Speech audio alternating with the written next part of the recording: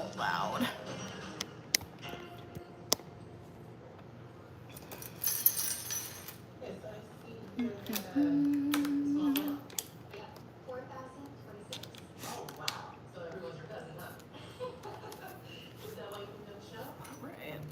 We got Rich, Rated Frog, Keno, and Zach. Hello, guys.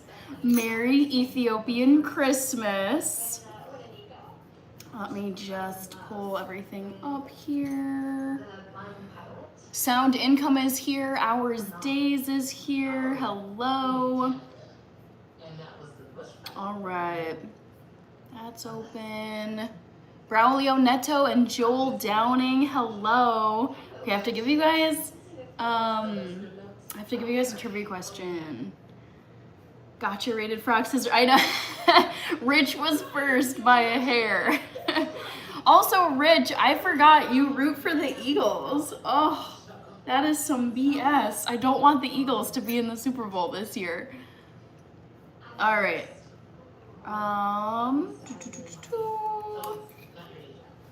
I'm gonna be cooking tonight, so for one last time until December of this year, I will be wearing my holiday apron.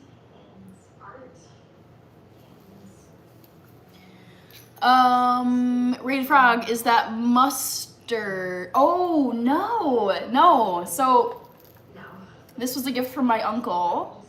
I am gonna be making some Thai yellow curry. So don't worry, Rated Frog, it's not mustard. Even though I just had some mustard because I made veggie burgers for dinner. Sorry, I know I'm behind. Bishop Winkle, I had a nice day. Is it Wednesday already? This week is going really fast. I had a good day. Thank you. How about you, Bishop Winkle? Rich, wait till next stream. Don't worry, they won't be in the Super Bowl. Yes, I love hearing that. I don't want them in the Super Bowl.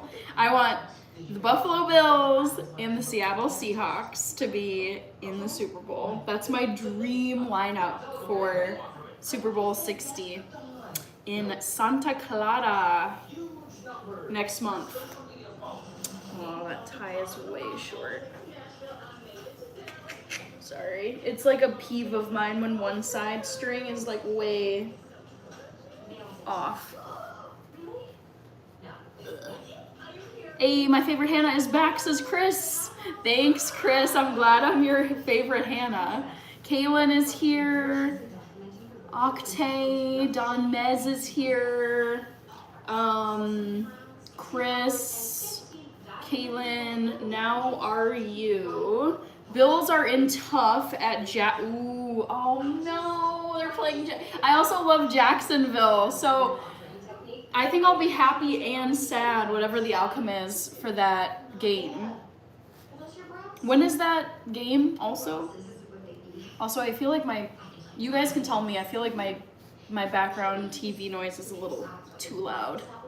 Octane, Aze said hi, Bishop Ogle. Today wasn't bad, got to take a nap. Love it. Excellent, naps are amazing. Sending you love, says Toasty. I'm sorry, this show is way louder than I thought it was gonna be.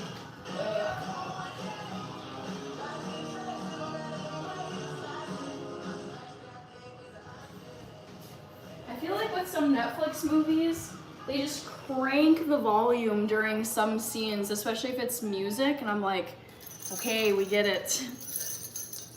Oh, I did this in the wrong order.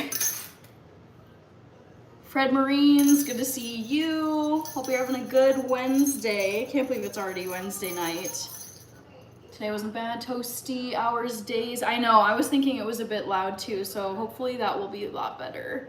Bills, Jags is Sunday at 1 p.m. Okay, I think I'll be able to catch that one. Joel Downing is north of Santa Clara. Ohio State said hi. Hello. Oh yes, Toasty, I did see that Cindy passed. For those of you who don't know, one of my favorite YouTube channels is called Ruben Namibia. and he's a man based in Namibia. Such a cool channel, and he has all these amazing animals that he and his family take care of on their farm. And he had a baboon sister that his mom had adopted before he was born. And so Ruben, on his channel, Ruben Namibia, would feature so frequently his baboon sister named Cindy. And Cindy turned 30 last year, and she passed sometime between Christmas and New Year. So, you know, sometime in the last couple weeks. And it was so sad to see that post. I don't think it was a complete surprise because she'd been having some health issues based on videos they had posted. But yes, Cindy the baboon, I was very sad to see that news about her. Daniel Landrum, cool. Jacoby, Kirby sent a happy poop. Hello, Kirby. And thank you. Got you written down. Johnny was gifted a free membership. That was from Pavlo Fedorov. He gifted hundreds and hundreds of memberships to my channel over the Christmas holiday. Big Haas, good to see you. Jacoby started a new job in MIA. Hey, job takes precedence over the very optional internet. So no worries, Jacoby. My panda loves. Bishop Bullwinkle, I live in Jacksonville. The fans are going crazy. I'm happy for Jacksonville. Ohio State, I've been good. I'm enjoying the new year so far. William Barry, hello. Yes, Rich, I see the new member emoji you're using. Woohoo! Brandon Preacher Green, hey Hannah, I don't remember whether or not you've been on since 2026. So if I didn't say it yet, Happy New Year. I was on, so my first live stream in 2026 was a couple days ago on Monday night. I took a break from New Year's Day through Sunday this past weekend. I took a few days off, but now I'm back. I'm back to my regular schedule, Monday, Wednesday, Friday, and Sunday, 8 p.m. Central Time. And I will throw in some Saturday morning live streams if I can finagle it. I think I can do one this weekend. I'll confirm with you guys at my next live stream on Friday. Joel says, rip Cindy. Yep. Kirby says, Hannah Banana. Kirby, I'm doing good. How have you been?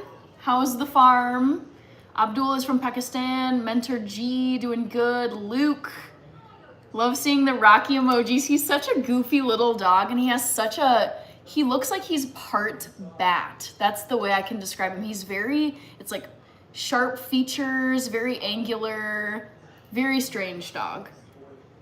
Luke, Rich, Hours, Days, and Luke, you guys sent 100, or you guys sent gifts. Let me get you down here. Nick Roberts, thank you, Nick. Johnny, I had a wonderful trip to Duluth. Actually, Johnny, you are a member because you're in green. Your username is in green. So if you want to check out how my Duluth vacation was for New Year's, go to my channel and click on the members only short that I posted. Oh, I missed the 6-7. I wanted to screenshot it. But anyways, Johnny AZN05, go to my channel and search my shorts, and you'll see that I posted a Happy New Year 2026 Duluth short that's only for members of the channel. Only members can see that short. So I made a little highlight reel of, it was like 3 minutes long, of what I did in Duluth. Hello, Jacob Haynes King. Okay, Luke, did I get you? But I still need to get Hours, Days, sent the thumbs up. Thank you, thank you.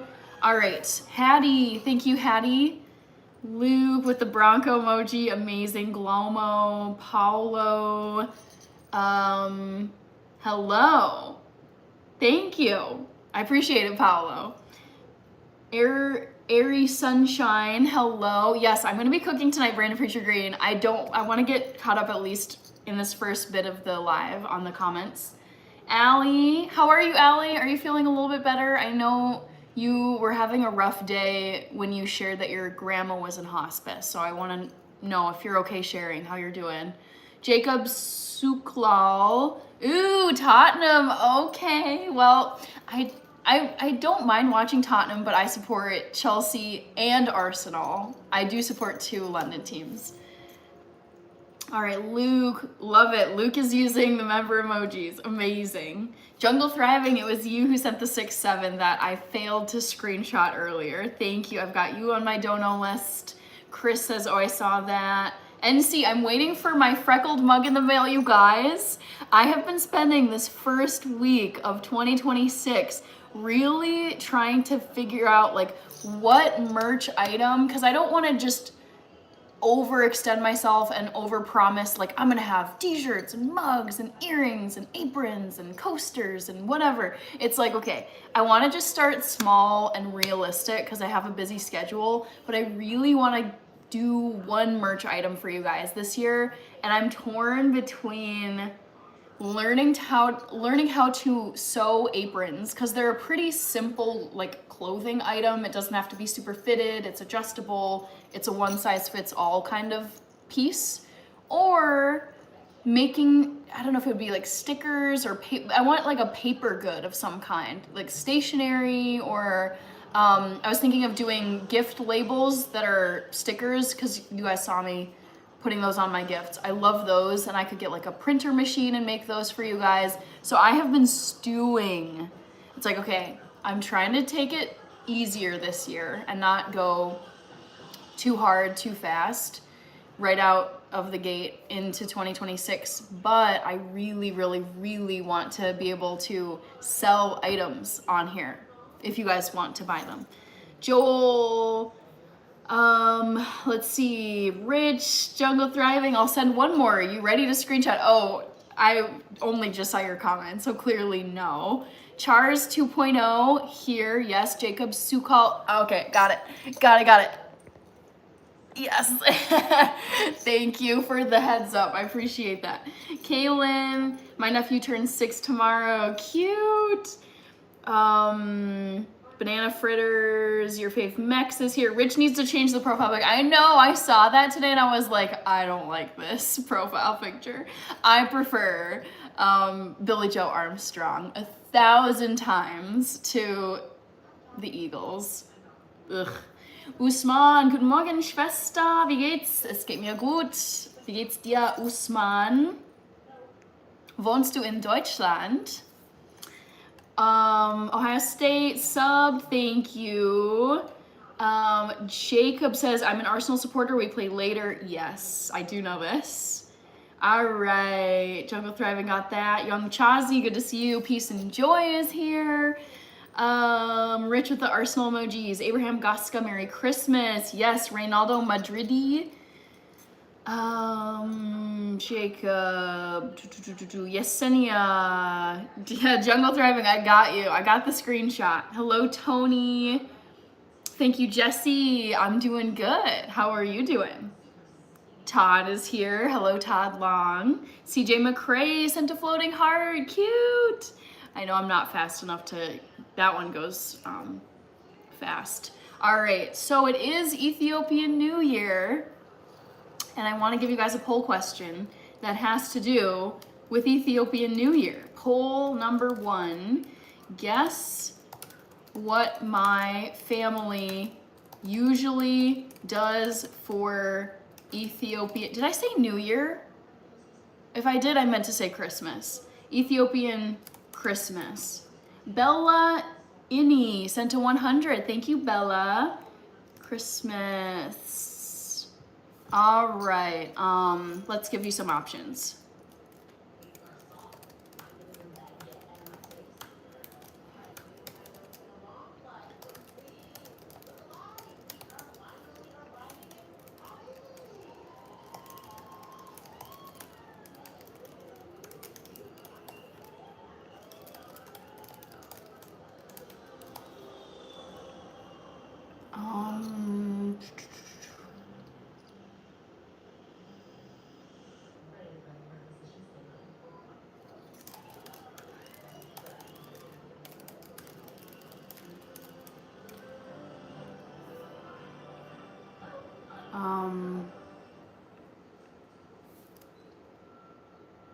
I'm thinking.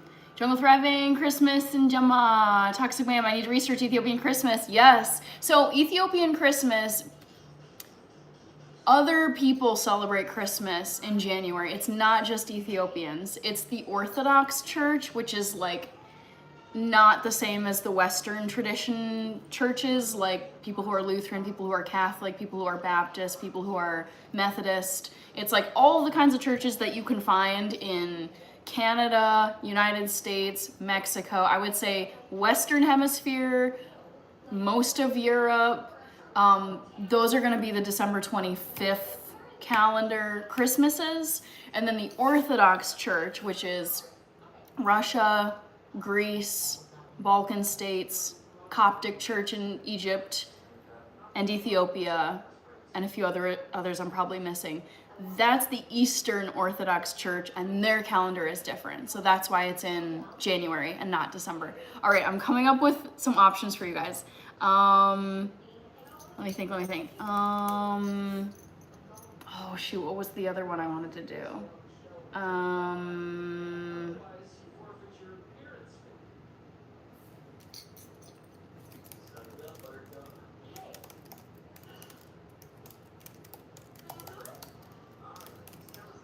All right. So poll question number 1, guess what my family usually does for Ethiopian Christmas?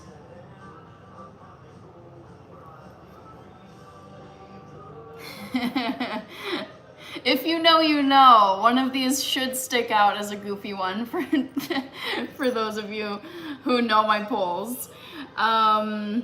Let's see. Who did I miss? Oh, Bella. Bella was sending the 100s. Thank you. The 100 gifts.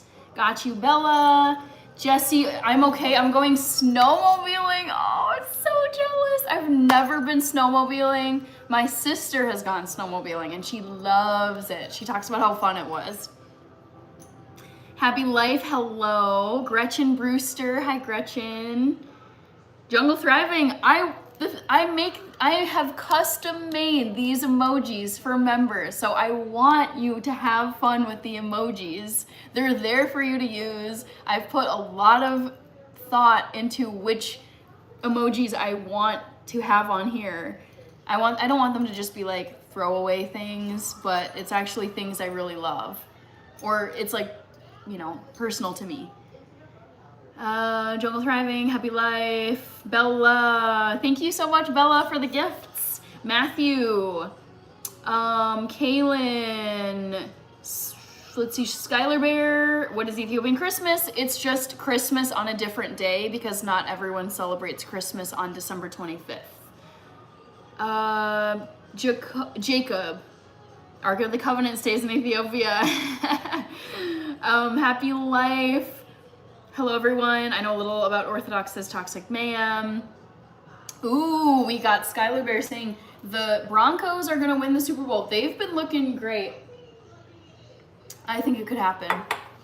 Ooh, interesting. Okay, Rich, you switched it back to Billie Joe Armstrong. For a second I was like, wait, that is not the Eagles. How was that for a quick pick change? Very quick. For a second I was like, wait, this is someone I was like, oh, I don't know if, I don't recognize this user. And then I was like, oh wait, hold on, it's Rich, and that's Billie Joe Armstrong. Jungle Thriving, drinks Buna coffee. Joseph Molina, Vlogs and Paw Prints, hello. Okay. DSR is Deep South Rust Garage. There's two channels I was mixing up. I think there's Dirty South 1300R or something, and then DSR, which is Deep South Rust Garage. I need to verify. Yes. Those, for some reason, it's like the wires are crossed in my brain where it's like I'm mixing them up. Great to see you. Hope you had a good New Year. Silver Star. Rich is back to Rich. I knew, LOL, not the Eagles pick. Kaylin, I did a new dance cardio workout today. Fun. Was it on YouTube, Kaylin? Let's see. Silver Star. Jesse says, sad the only way your Vikings can win against the Packers is playing their third string, LMAO. We still beat you though. Sucks to suck. I think it says more about the Packers if we can beat you with our third string quarterback. So, yeah, it's sad. Allie, hello. Skylar Bear, who do I have winning the Super Bowl? I want the Seattle Seahawks to win the Super Bowl for Sam Darnold's vengeance against our Vikings, who were stupid enough to let him go. Like, I want him to go all the way, get his nice Super Bowl ring, and just be laughing all the way. Yeah, so I'm rooting for the Seattle Seahawks, and I really like Sam Darnold. Denver is not winning either. Easiest schedule by far and the most one score wins. Oh, okay. Jungle Thriving, Dexter, the smartest boy you've ever seen. I'm trying to think of the smartest people I've ever encountered. Smartest guy. I can think of the smartest girl I've ever encountered. But I don't know about guy. Trillmatic, hello. Daniel Berry Sport, yes, YouTube, I just searched dance cardio workouts. Nice, Caitlin. This is how I found my preferred, well, I love the channel MadFit. Actually, Caitlin, I have to ask you this. Caitlin, by chance, was your dance workout by the YouTuber MadFit? Because I do her workouts almost every single day, and she loves doing dance workouts. She's been doing, I mean, whenever a new song drops, like she did Life of a Showgirl dance workout, she did Somber dance workout, Hillary Duff Mature dance workout. So it's like if there's new songs that are coming out that you're obsessed with, that are trending high on like the top 100, whatever, she will probably have a dance workout for that song. So when you said dance workout and YouTube, I was like, wait, it might be MadFit. I do MadFit's HIIT workouts, high intensity interval training workouts, and her flexibility stretching routine, because I am trying to get my front splits this year. I've been saying this resolution for 2 years now, at least. And I'm like, I am doing the MadFit front, right, left splits, 15-minute stretch routine every single day or as many days as possible this year, and I want to get them this year. Because if I can commit to it every day for the year, then it's just a matter of how flexible or inflexible my body is and how long it takes. Because it takes some people no time to get their splits because they're naturally so flexible. And then other people, I would say like me, I fall into the less flexible camp where it just takes me longer to become more flexible. All right, Deep South Rust Garage. Allie says, me too, Hannah. I love Sam Darnold. Yes, he's so great. Okay, Toxic Ma'am. I hope Denver loses because my algebra high school teacher was not nice at all and made me hate math, but every Monday she made it known she was gonna watch Broncos football. Yikes, that's a really unfortunate negative association with the Broncos. The Packers had their third string. That's funny. Brad, well, hello, Catalina Crunch. Yes, you guys, the Catalina Crunch is back. I didn't have it on my countertop on Monday because my shipment was a little bit late. Reaper, Ivan Lopez. The dance workouts was Fit and Fab. That's what I searched. Gotcha, Kaylin. Cheers, everyone. Jungle Thriving. You ever had coffee with milk and crackers? Not crackers, but definitely milk. My go-to drink is a latte. Haha, Brad, that's funny. Kitty Cats. Reaper, Rich says, critics who don't like Darnold call him Same Darnold. Rude. Who's calling him Same Darnold? That just doesn't even feel accurate anymore. Okay, so what am I gonna start with, guys? I feel like I should have some tofu stewing. Yes, OMG. I got a reply for a brand collab that I really wanted. So it just dropped out on my phone. I'll read it later. I'm gonna start with some tofu.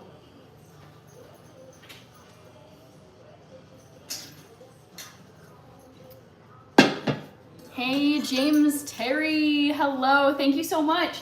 The reason why I'm wearing this Christmas apron is because today is Ethiopian Christmas. Not a lot of people celebrate it over here in the US or the Western Hemisphere, honestly. But my family celebrates both the December 25th Christmas and the Orthodox Christmas in January, because my dad is Ethiopian Orthodox Christian. Their calendar is different. So there's actually 2 Christmases, which is really fun. And this will be the last time until you know, Christmas season later this year. This will be the last time I wear my earrings and Jingle Bell necklace and this holiday apron. But I had to wear it in honor of Ethiopian Christmas. Same with my gingerbread house. I wanted to have it in one more live stream for you guys. What I think is funny about this is I made this probably about a month ago, and look at how the gingerbread cookie has leached out, and probably the frosting too. It's leached out onto the cardboard where I positioned it. But yeah, some of you I'm sure didn't see me make this on my live. I think it turned out okay. It's never as neat as the picture on the box.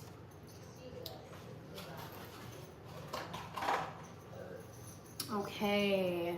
Ayo says Reaper. Ivan Lopez, Kaylin. Okay, saw that one. I feel like I'm behind on the chat. Ooh, CL is here. CL just modded. Amazing. Jungle Thriving, you ever had okay, I must be behind here. My browser is a little sus. Come on. CL, oh my gosh, CL, Happy New Year. It's so good to see you. Bob's Red Mill. Bob's Red Mill. Let's see.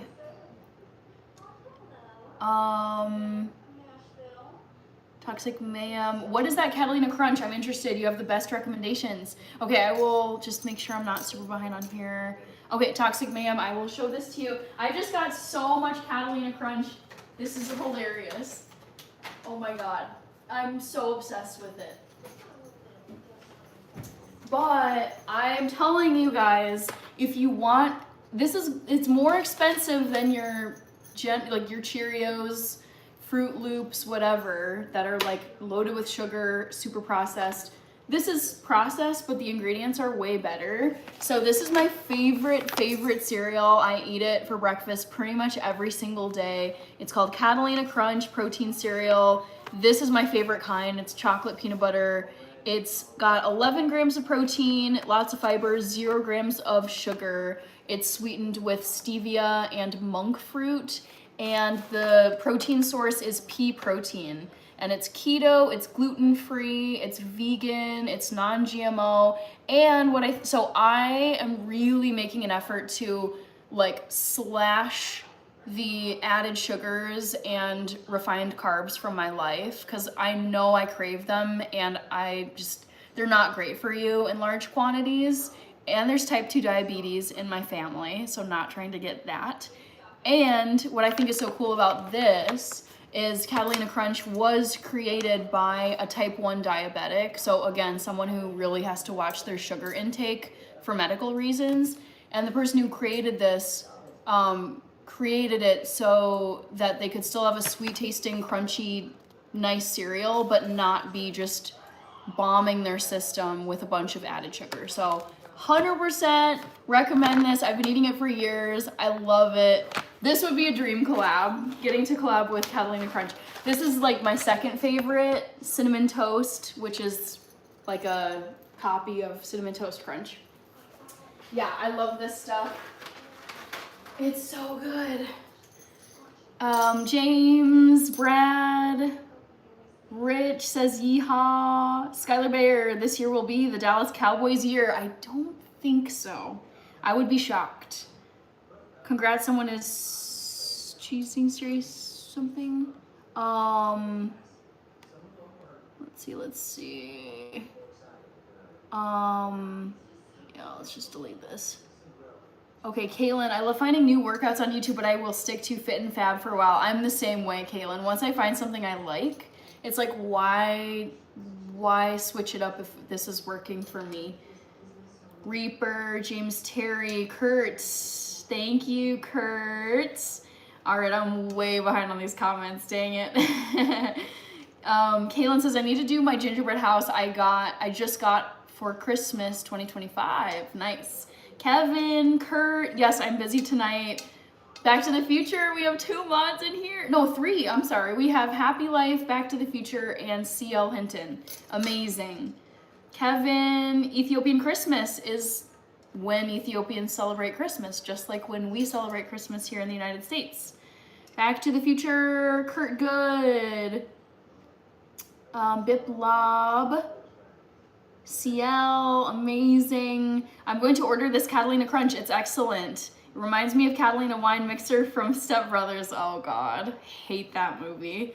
Kurt Good. I did not get the Catalina Crunch from Walmart. I order my Catalina Crunch in bulk, either from Amazon. Like I have an Amazon subscription for the cinnamon toast kind with the red label. And then I also order some from Target.com because it's like Target's headquartered here and the shipping is really quick. All right, Micah sent to 100, Ohio State. All right, let me get you. Perfect.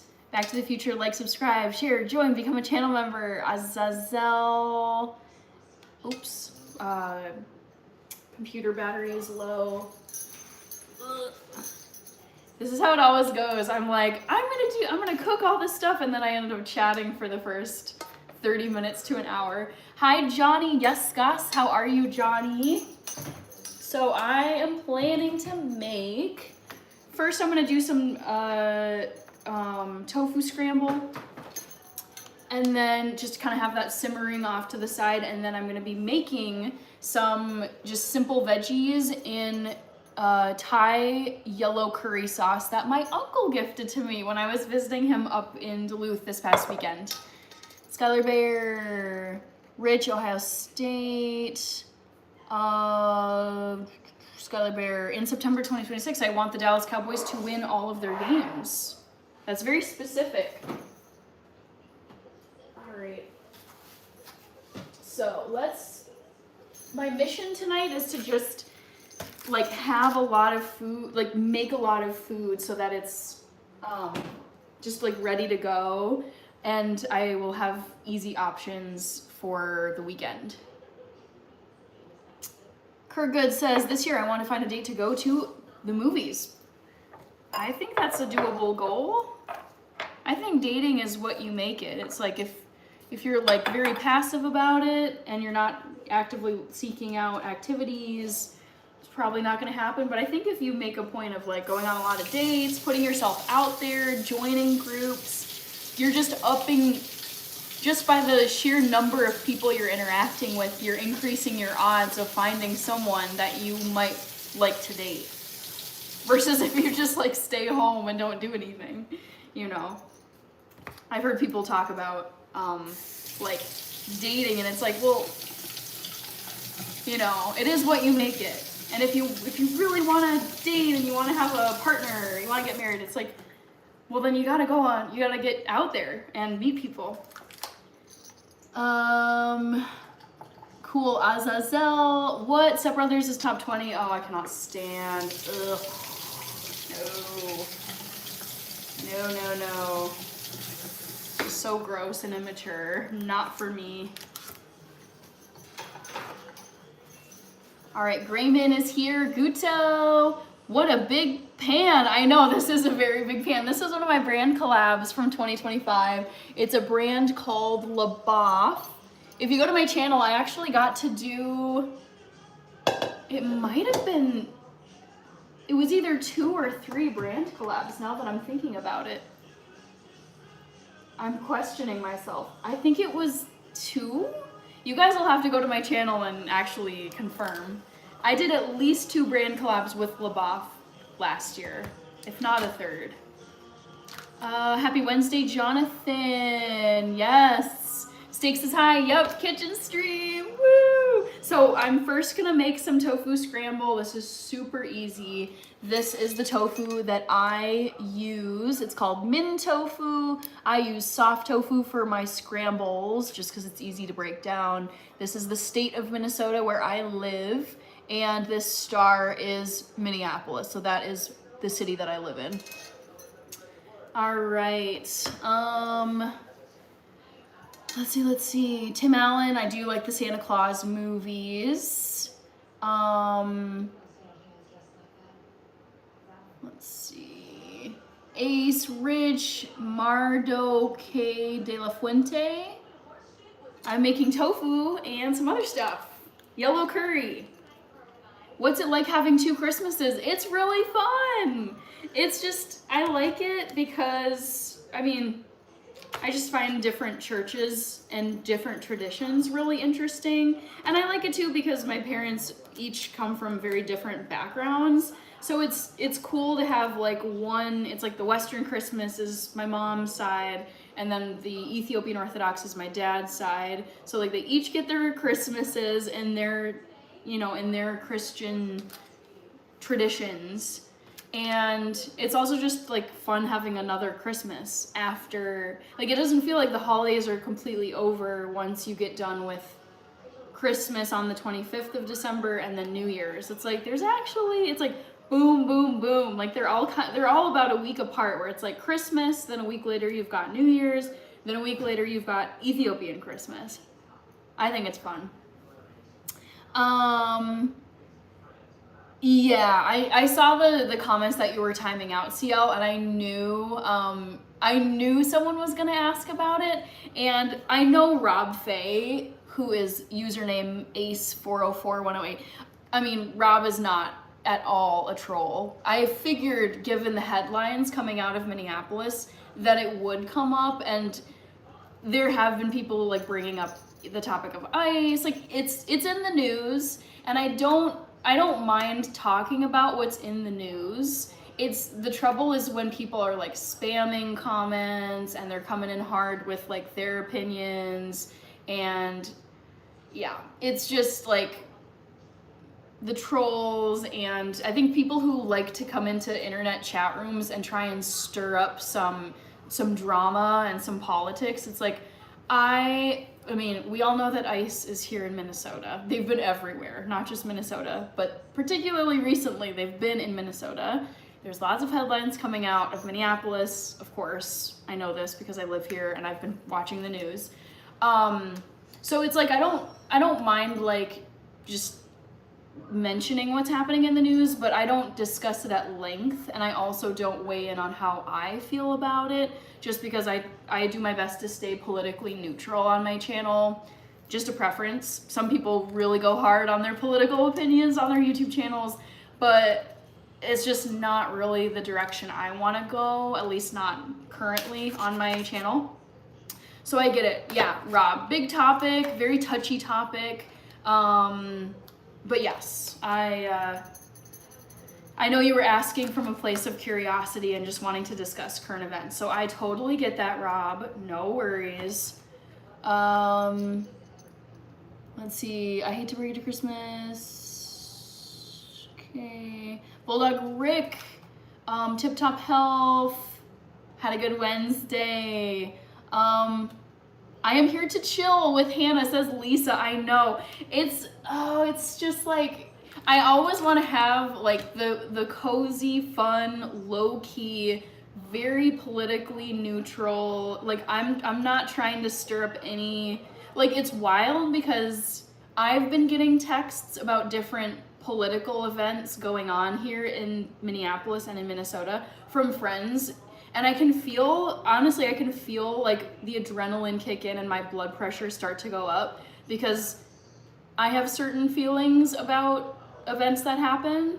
And so I can feel my physical reaction to, you know, like the talking heads and the different sides duking it out. And I'm like, I do not want my blood pressure to be rising when I'm doing YouTube. I want it to be fun. I want it to be like chill, and I also just don't want to put people off by planting myself on one side or the other politically, or even I don't go into religious stuff on here. I just try to be pretty neutral because I just want to reach as many people as possible on here. And I think just when you decide to identify yourself in a certain way on social media or out in the real world, you're automatically gonna just like miss a bunch of people where they're like, oh, she identifies as X or this or that, and I hate her, I don't want to listen to her, I have no interest in her. And it's like, yeah, I'm not trying to be that. Shaquille is here, Skylar Bear. All right, no mean talk, guys. Danielle, hello. Skylar Bear. Chameleon says it's your safe space. I do not feel like I need a safe space in my life. I feel very just like zen with my life and wherever fate takes me. I don't know. I wouldn't call it a safe space, but it's just like I'm not a touchy person. It's pretty much impossible to offend me these days. You get called every name in the book when you're on the internet posting stuff about yourself. I think it's more just, like I said before, I want to reach as many people as I possibly can on here because I genuinely like connecting with people and talking about lots of different things. And I feel like you just automatically lose so many people you could connect with if you decide to identify yourself or your channel as like, I am this, and this is where I stand, and this is how I vote, and this is how I this, and it's just you're gonna lose so many people, unfortunately, because of the culture wars, and people have really strong feelings about stuff. I just want to keep it chill and fun. All right, yeah, no roasting, please. Everybody be kind to each other in the chat, please. Chameleon, so I have my own like personal I have my own political views. Like I have a preference for like who I vote for, but like that is all private information. Like I'm not sharing, there's just info I don't share on here. I don't share the details of my employer. I don't share my physical address. I don't share who I vote for in elections. I don't share my phone number. I don't share my, like, you guys know that I celebrate Christmas, but I'm not standing on here like preaching stuff to you. Like I'm not trying to identify this as like a Christian channel, even though you guys know I celebrate Christmas. Like that's as far as it goes on that front. So I'm not apolitical. I have my own political views. I've taken political tests. Like I know where I land on my issues. But that's all very private information, and I don't feel like sharing it on here because I choose to keep this. It's kind of like a business. It's like I consider YouTube a business. It's a job for me now. It's a source of income for me job. And just like in a lot of work settings, like you're expected to not be bringing your personal politics to the workplace. I choose to not bring my political views to YouTube because it's just how I want to operate my channel, so to speak. Ace is here. Travel, movies, and more. Stakes says, Hannah is a full-time disgruntled Libertarian Party voter. Weren't you was it you? Someone was like coming at me with a comment and they're like, I know you're a liberal, Hannah. I know you're this. I know you voted for this person. And I'm like, I have never once told you guys anything that I vote for. Like, no. You can go watch all my 1,000 uploads on my channel. I have not identified myself in any way politically. No. But you can speculate all you want. You can peg me as any kind of political party member. I don't care. You can have your opinions, but I am not telling you about my political views. William. Okay, Ace. Joe Sensei, thank you so much for all these gifts. I'm sorry. I've been going off on tangents. Joe Sensei sent lots of flowers. Privacy, that's an adult understanding. I respect that. Yes, it's just like it's like keep it professional, and for me, there's a lot of bandwidth for YouTube and social media. Some people like sharing everything. Some people have very political channels. But I approach YouTube as, this is a business. This is my business. This is a job for me. And I am not bringing my personal political views to my business because it's bad for business, personally. Like, that's my view. And I don't want to lose people who I could otherwise connect with on here because we happen to have different political views and they just write me off. It sucks, but that happens a lot. Cassidy, all right, hi, Hannah. Once politics gets involved, it becomes a mess. Yes, and I'm saying all of this as a political science major. Like, you guys, I eat this stuff up. I stay up all night on election night because I want to know which states voted for which candidate, how the swing states did, what the electoral college numbers are, checking to see Senate races and House of Representative races and mayoral races. And it's like, I love politics and I eat it up and I read about it and I love it, but I am not bringing it to YouTube because it gets so crazy and people are some people just get so intense about it. I find it really interesting and I love, like, I just consume so much of it and I had to study it for years. And I just love knowing how governments work, how elections work, local elections, state elections, national elections, special elections, everything. Like, I'm already excited about the 2026 midterm elections, okay? Like, this is midterm election year. So that's all, like, this is all very, like, factual. Like, this is just the world we live in and the political, like, system we live in. But like I said, I'm not bringing my own personal opinions politically into my YouTube channel because I don't want to go there. It's exhausting enough in person when I have disagreements with people around me or someone says something and I'm like, oh, that was a little mean, that was a little judgy. It's exhausting enough dealing with political differences, aggressive political people on whichever side of things.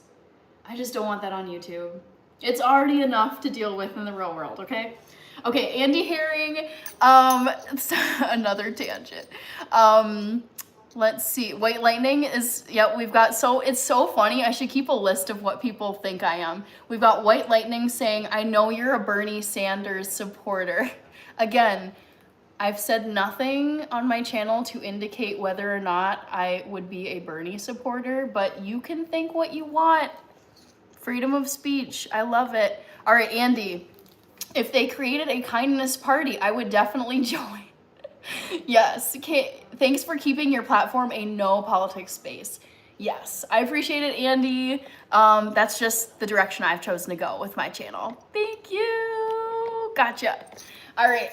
Yes, I just don't want to go there on YouTube. I even feel myself starting to get, like, ramped up watching political stuff on my own. Like, the channels, if I want to read about something, I know I'm going to get different takes on issues based on who I listen to. And I can feel myself starting to get like, oh my God, this is wild. Thank you, Back to the Future. Woohoo! Chameleon, we've got the guesses rolling in. Casty, you might have a milestone chat, says Rich. All right, CL, I'm abiding by the rules. A chat roast would be hilarious.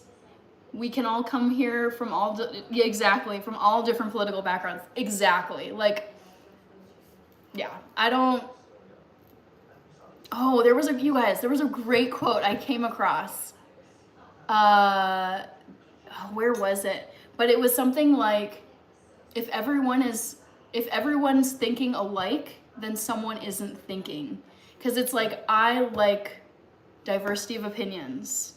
I want to live in a society where there's like different political views. Like, not everyone is going to have the same views. So it doesn't bother me if people are on whatever side. I just don't want to discuss, I don't want to get into like arguments on here. Yeah. You guys have heard me say this enough. William Barry. When I was Hannah's age, nobody cared how anybody voted. Interesting. Because I would say it's changed for sure. Chameleon, okay. Grayman, Andy. Since I ran out of time, I'll give you a chat comment right now, or reply. Andy, thank you for your support.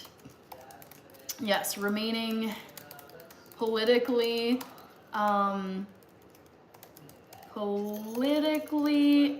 neutral. Ooh, I did not spell that right. Neutral on YouTube has made it so much lighter and more fun and sustainable than it otherwise would be. Honestly, I think if I was coming in here with my own opinions on current events and political arguments, topics, I just feel like it would wear me out. Like I would be so cooked within like 3 to 4 months. I think I would just honestly, I think I would be like dreading like some of the stuff coming in to the chat if I was like really political. All right, Kirby, Cassidy, SM, what did you say? Current events, football, Grayman, William Barry. I can't stand that election season is 365 days long. Yep. Current Events USA wants to take over Yep. Yes. I mean, that's the thing. I don't mind talking about what's in the news. So SM brought it up. One of the topics that I've kind of just been seeing in the headlines is the whole question of Greenland. And I was like, interesting. Like, I have no idea what's going to happen, but it seems like, based on headlines, that is something that the US is contemplating. Okay, I wanted to get Andy Herring in my dono list. Andy Herring, there we go. Gotcha. Stakes is high. Kaylin, Grayman, Chameleon.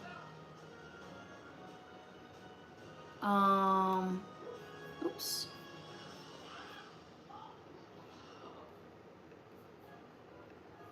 Let's see. Chameleon. Roger Hess. Oh my gosh, thank you, Roger Hess, for sending all those gifts. And Shaquille, great vibes. Ernest. Stakes is high. I beat my addiction to Little Debbie snack cakes 12 years ago as a college junior. Oh no, you relapsed last week. Oh no. Dang. I mean, hey, whatever.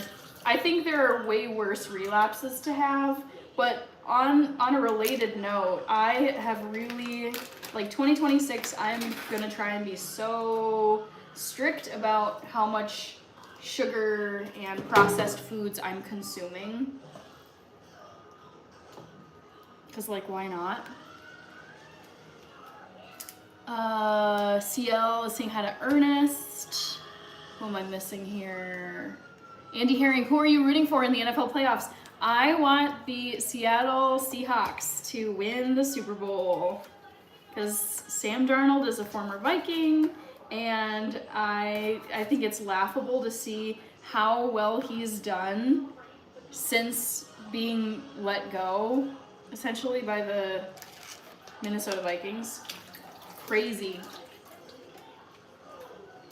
William Barry says, it wouldn't be any fun. We'd all be screaming and yelling at each other. Yes, exactly. Cassie says, I get tired of both sides. College football and Ohio State should be the most important thing to everyone, right? I know, Cassidy. It's very exhausting.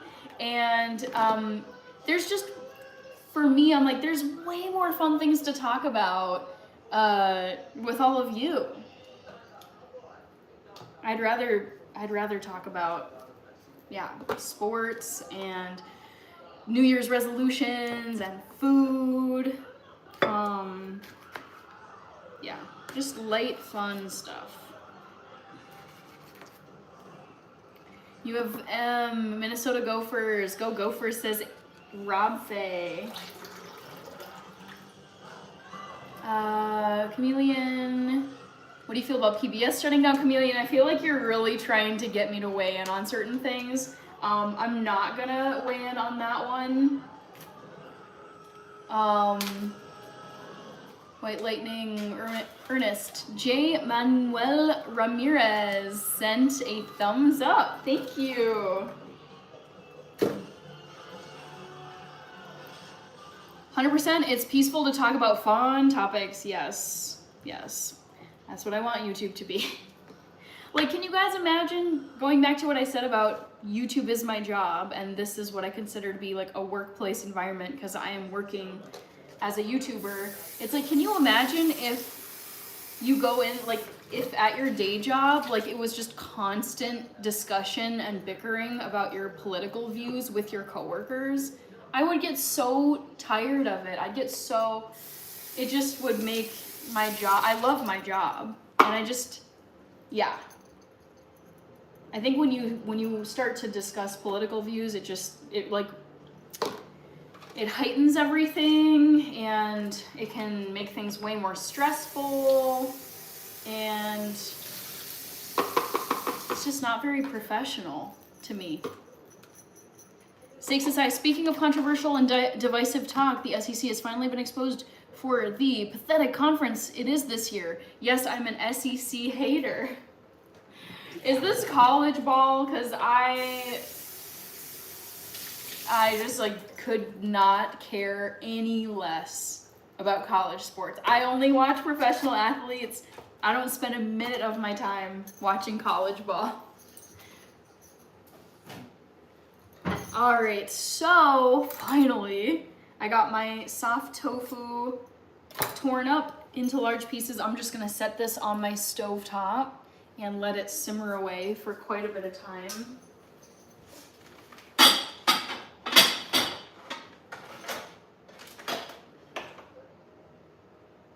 And in the meantime, I'm gonna steam a bunch of vegetables.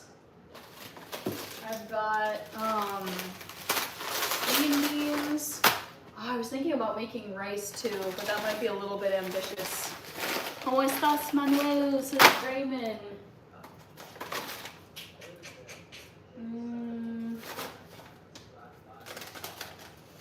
You guys, I have so many veggies in my fridge, or my freezer, I should say. All right, Chameleon, it was a genuine question. I was trying to be lighter. Back to the Future. Cassie says, yay, I love Seattle, go Seahawks. Yes, I am rooting for the Seahawks this year. J. Manuel, saludos. White Lightning, that's a lot of feta you're eating. This, are you talking about this? This is cauliflower. Oh, you were, the tofu. That is not feta cheese. It's a bean curd called tofu. Rich says, I would watch college football over NFL any day of the week along with Cassie. Interesting. Why is that, Rich? Why do you prefer college ball to the pros? Because for me, the game doesn't get any better than watching professionals play it. I'm like, college ball, I'm like, these are students. Like, they're 18 to 22 years old. They're not professionals. Some of them will be, but it's just not, they're not as strong. They're not as fast. They're not as experienced as the pros. I just like want to watch the best that the sport has to offer when I'm gonna sit down and watch sports games. Stakes aside, Rich, I know, right? College football is so much more authentic and passionate. How? How? Compared to the pros? Matt Acoustic, hello. Pats fan, but college ball is pure. Interesting. Yeah, I am vegan, so I do not eat any cheese. Therefore, I do not eat any feta. Cassidy, I agree. I love watching kids grow up and become professional. Got it, got it. Some are in late 20s. Some people in college football are in their late 20s. I mean, maybe there's athletes who started college late, but typically the ages for a college student are 18 to 22. You graduate when you're 22. Rich, most elite players in college are 6 months away from the NFL. True, but there's only like a small percentage of college players who go on to be pros. Like, let's just pull up the stat. What percentage of college players make it to the NFL? 1.6% of NCAA college football players make it to the NFL. So let's be generous and round up to 2%. 2 in every 100 players in college ball make it to the NFL. So you're barely seeing professional athletes at that point. Not good enough. Chameleon. Yes, I grew up playing lots of sports. I did soccer, track and field, karate, gymnastics, figure skating, and dance. I did tap, jazz, lyrical, and ballet. So yes, and I think I'm forgetting, I did rollerblading. I biked everywhere. Yeah, I just did a ton of sports. Matt Acoustic, if that's the case, then make sure to watch the green and gold on Saturday night. Okay.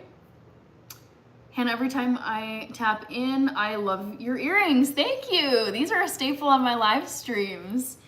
They're not just for the holiday season. Stakes aside, it happens. There's that one guy back 20 years ago who got drafted into the NFL despite being 25 years old in college. 25 isn't that old. I mean, but late 20s, I feel like that's very unusual for college. That's because there's over 120 teams. I'm just like, it's not good enough. They're not pros. Andrew, yay! Hope you're having a great week. So good to see you. Yes, I am having a good week. It's been kind of quiet, chill.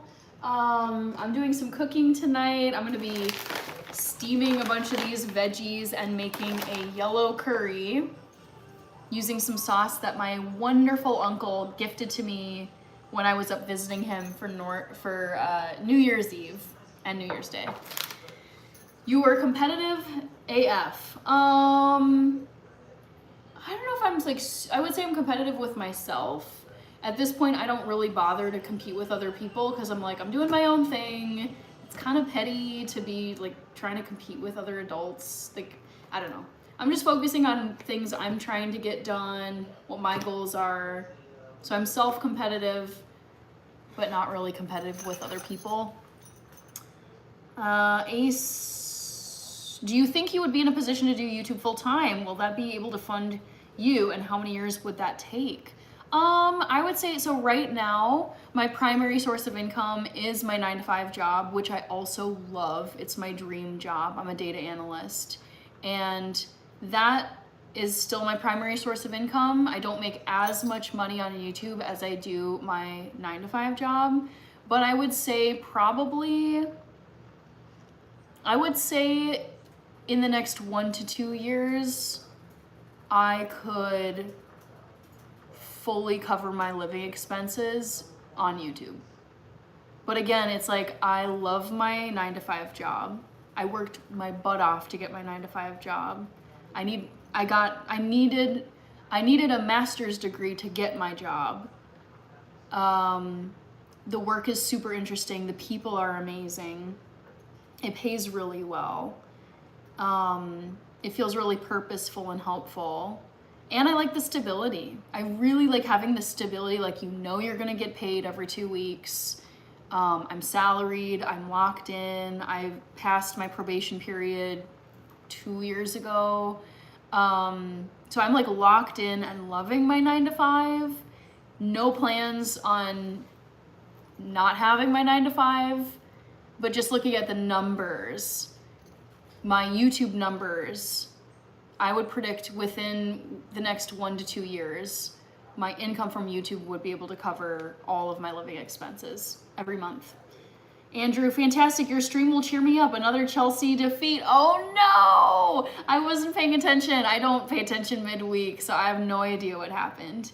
Chameleon, self-competitive, yes. It's like, there's no point in being like competitive with other people, because it's like each person, when you get to a certain age, it's like people have they're chasing different goals, and people are on different timelines too. It's like some people, want to be able to buy a house right away. Some people want to rent forever or have a condo. Some people, you know, want to start a family and have 5 kids. Some people have no interest in marriage and don't want to have kids. So it's like, as time goes on, I get like being competitive in school because you want to get the best grades, but it's like once you're out of school in the real world, it's like an infinite, like, what do you call it? Like video game, is it an open universe? Like endless possibilities in the real world where I'm like, why bother competing with other people? Because it's like everyone wants different things and has a different set of interests and is on a different timeline. So I don't bother competing with other people. CL, you have a great uncle. He's crafty and he's a cook. Oh yeah, he is a legend. He is so amazing. Cassie says, I love watching the communities rallying around their schools. It's the best ever. What Indiana is doing this year is unreal. That's so cool. Grayman says, Kurt Warner was 28 and won a Super Bowl. Nobody wanted him. Wow. When back in college. If you look closely back there, excuse me, you all notice that the second bag of Catalina, funny. Chameleon, I'm a data analyst for my 9 to 5. Rich, Indiana, gonna win it. Cassidy, Olivia, good to see you, Olivia. How are you? Hope you had a good Christmas and New Year's. Cassidy, I've watched a few videos of ships coming into Duluth. I want to see that in real life. Yeah, I didn't manage to see a ship this time around, but hopefully the next visit. Fulham 2, Chelsea 1, very toxic turn on the ownership. Chance in the stadium, not for children. Oh no, oh no, oh, that's unfortunate. Azazel, kids are a lot of work, yes. C. Martin Love is in Vegas, hello.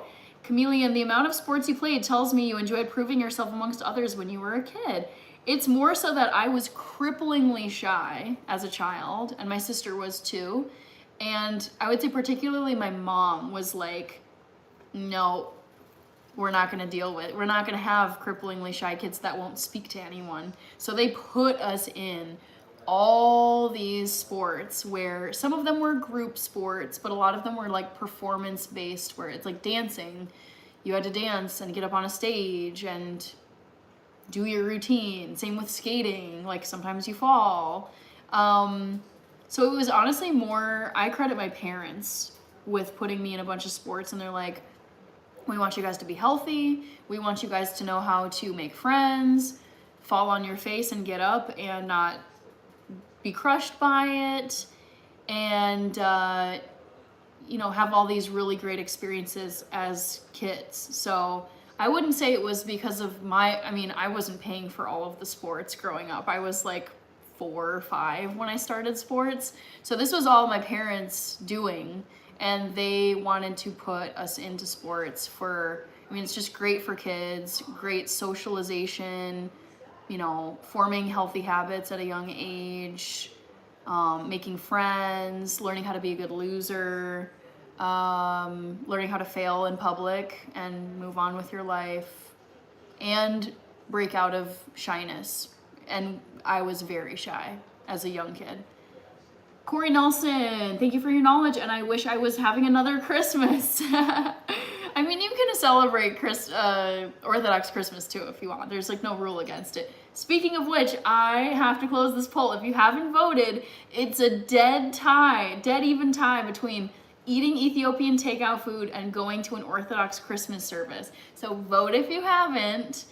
Paul Phillips, do you have any other streaming interests or plans? I love this question. Thank you so much, Paul. I've been thinking about like if I should branch out and do like have like a second YouTube channel, if I should stream on Twitch, if I should stream on Instagram, if I should do TikTok. And I'm working with a very limited schedule right now because I do work a 9 to 5 job, and it's like I exercise, I have a race that I'll be training for soon. I do not mess around with my sleep. I get tons of sleep every single night. That's a non-negotiable for me. And then it's like I just don't have tons of spare time. So I have plans for my channel, but I don't think I will be branching out to stream on other social media platforms. I do have an Instagram. If you guys want to follow me on Instagram, I have one that you can check out if you're interested. I've been posting over there. A lot of the shorts I post on here, I post on Instagram. Also just photos of stuff that I do. Barry, I love that. Yes, although it's not showing up. That's so weird. I see the text. Yes, so to answer your question, Paul, I have plans for my channel, but I will only be live streaming on YouTube, at least for this year. Barry, let me, I know, all I see is Rocky in text. I know. That is like the coding. Like if you want to type colon, Rocky colon, that will make the image appear. That's the way that it's coded into YouTube. But it's so strange because it should work. Maybe it's just it's a matter of the emoji isn't compatible with that member milestone chat for whatever reason. I'm gonna blame YouTube because the emoji is clearly working for other people. Oh, you copy pasted. Barry, you need to, I don't know if you did that, but it's like when you type in your, okay, you got it. You don't need me to explain. Got it. Grayman, Jose Hernandez, Eamon, Stacey said, wait, Hannah, is Catalina Crunch basically a bougie version of Golden Grams? I wouldn't call it bougie. It deserves more respect than being called bougie. I would say that Catalina Crunch is a much healthier, way more redeeming, way more protein packed, and less risky gonna get type 2 diabetes version of Golden Grams. Like that is, like in terms of health metrics, if you look at the nutrition label, 1,000,000 times better than Golden Grams. Because Golden Grams is wheat flour, sugar, probably some inexplainable, unpronounceable ingredients. This is like loaded with fiber, loaded with pea protein, plant-based protein, vegan, keto, non-GMO. It's pricier than Golden Grams, but you're paying for higher, much higher quality ingredients when you buy Catalina Crunch as opposed to Golden Grams. Jose Hernandez, I am 32 years old. I'm gonna be 33 this year in September. C. Martin Love, Chameleon, gotcha. More parental direction as a means of developing. Yes, my parents were so great. They were like 100,000% invested. They are still that invested in my well-being, my sister's well-being. Obviously, I'm 32 now, so they're not my legal guardians anymore.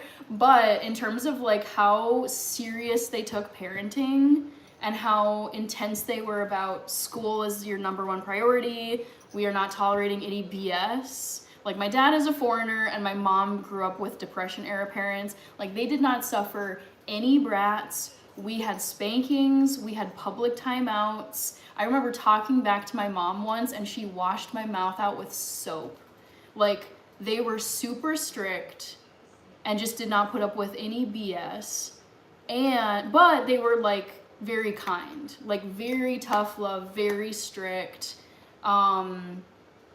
Yeah, like I very much lucked out with the parents that, because it's like you don't get to choose the parents that you get when you're born. You're just born and that's who you get.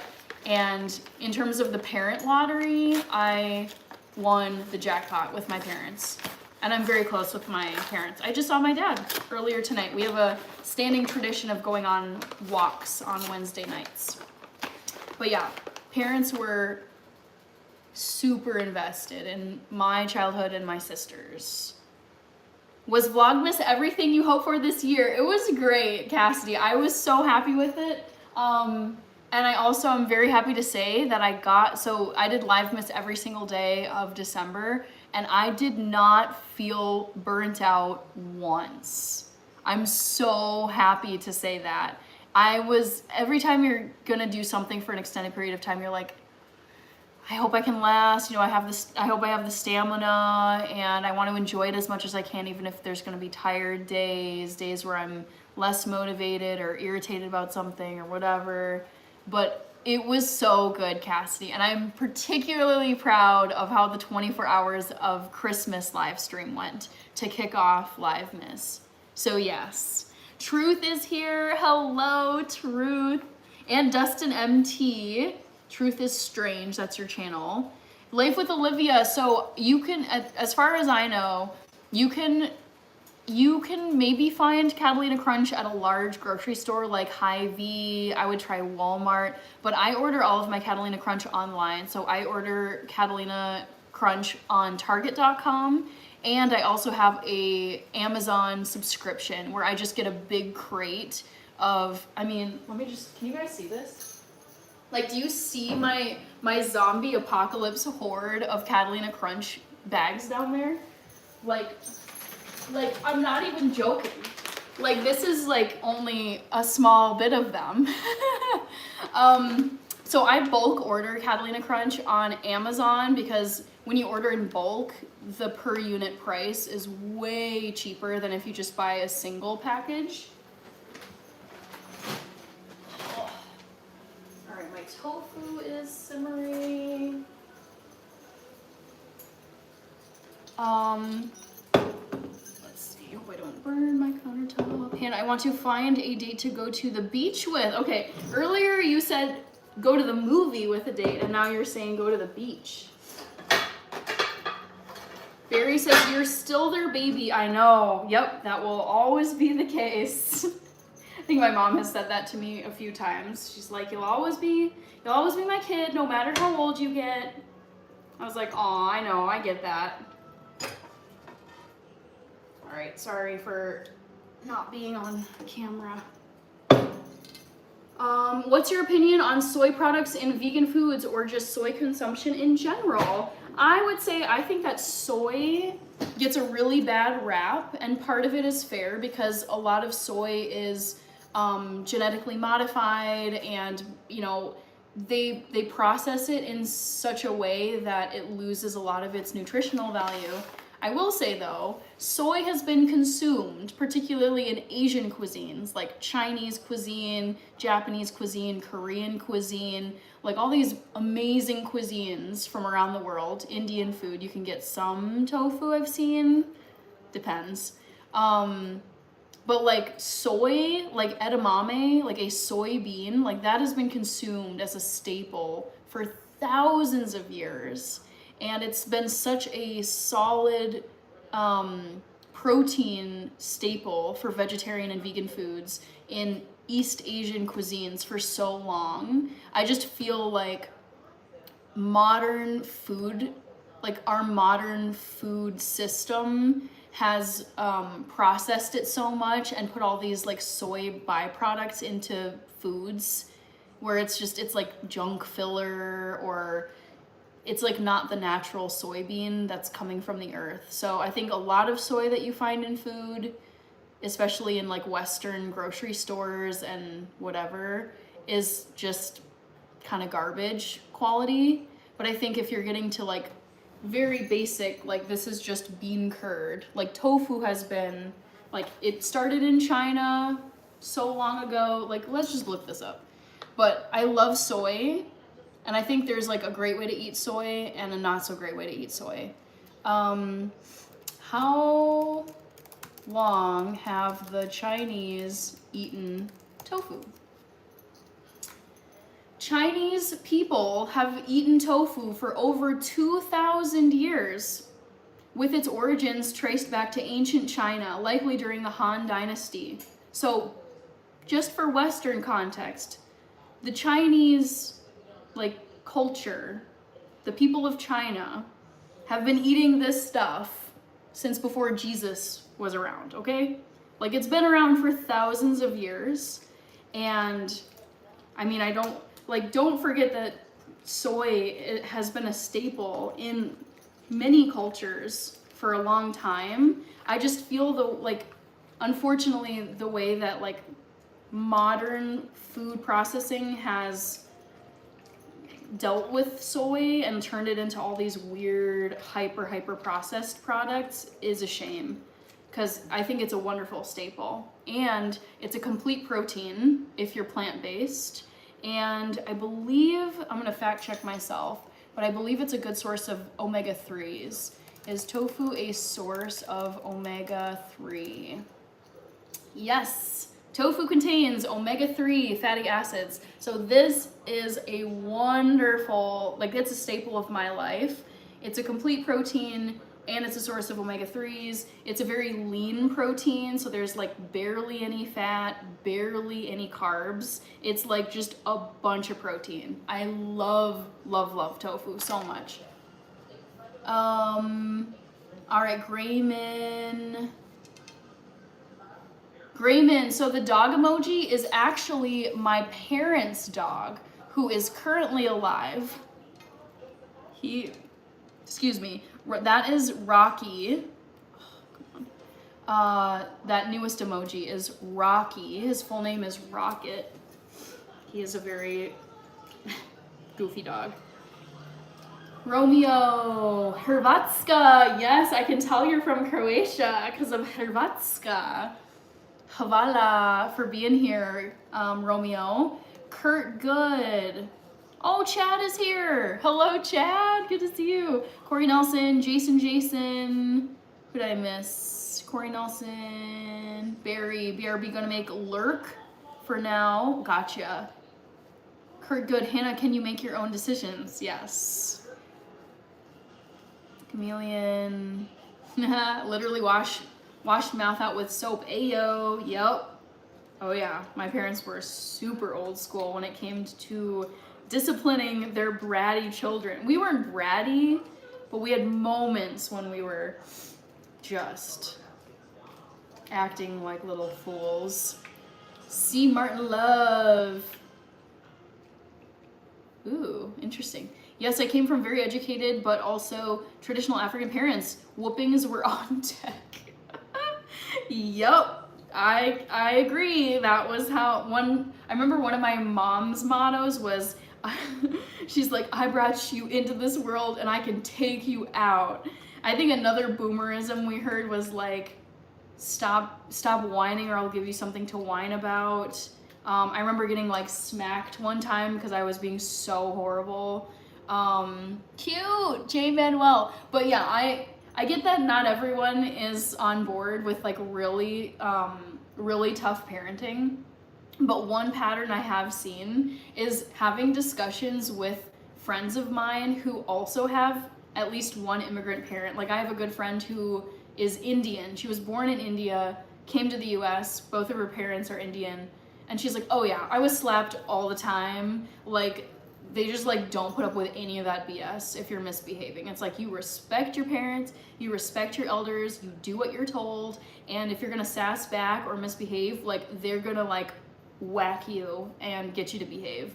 I am personally a fan of strict parenting because I see some of these kids, man, and the parents are just letting them throw things and throw a tantrum and spit and just act like little hellions. And I'm looking at the parents and I'm like, what are you doing? You're just like, if you're not gonna get this in check when this kid is like 3, what do you think is gonna happen when they're 10, when they're 15 years old?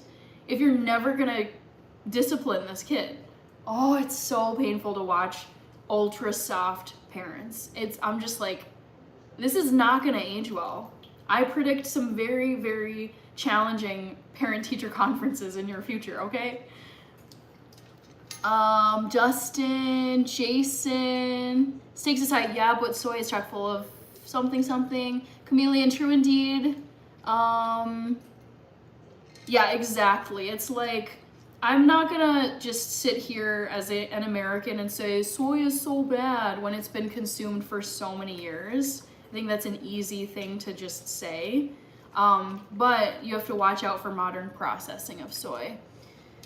Grayman, I do not have the time to make my own tofu. Matthew Carmona, what culture cooks vegetables the best? I have to say Ethiopians do. Also, sorry, I forgot to close the poll, my bad. Surmad, who I got, Grayman, rice and beans. Sir Ma, this is so funny. I have been working on my push-ups. Actually, that'll be my next poll question is, what is my current push-up record? Shows you can gain something rich from anyone, says Toxic Ma'am. Matthew Carmona, Sermon, Grayman, Chameleon. Yes, tofu is amazing. Jason. CL, meds fully kicking in, so I need to go to bed. Poll answer, I'm so sorry. I'm late to your question. The correct answer is eating Ethiopian takeout food. That is what we usually do for Ethiopian Christmas. Corey Nelson, Kirby, CL, have a great sleep. Tofu for the win. I wasn't hit, I was threatened. That was it for me. Zain Insari. William Barry, Russell Peters does a great comedy routine on strict migrant. Yes, dude, it's so true. Like, honestly, just knowing the people that I've spoken to, it's like people who have Indian parents, Chinese parents, Japanese parents, Nigerian parents, Ethiopian parents, Ghanaian parents. It's just like they suffer zero bull s because it's just like, how dare you treat your parents in such a way with such disrespect. Yeah, immigrant parenting is hilarious. I respect it too, because I mean, they come from much, I would say generally speaking, they come from much tougher societies than here in the US, where it's like, you better behave. Like, life is so hard, life is such a struggle.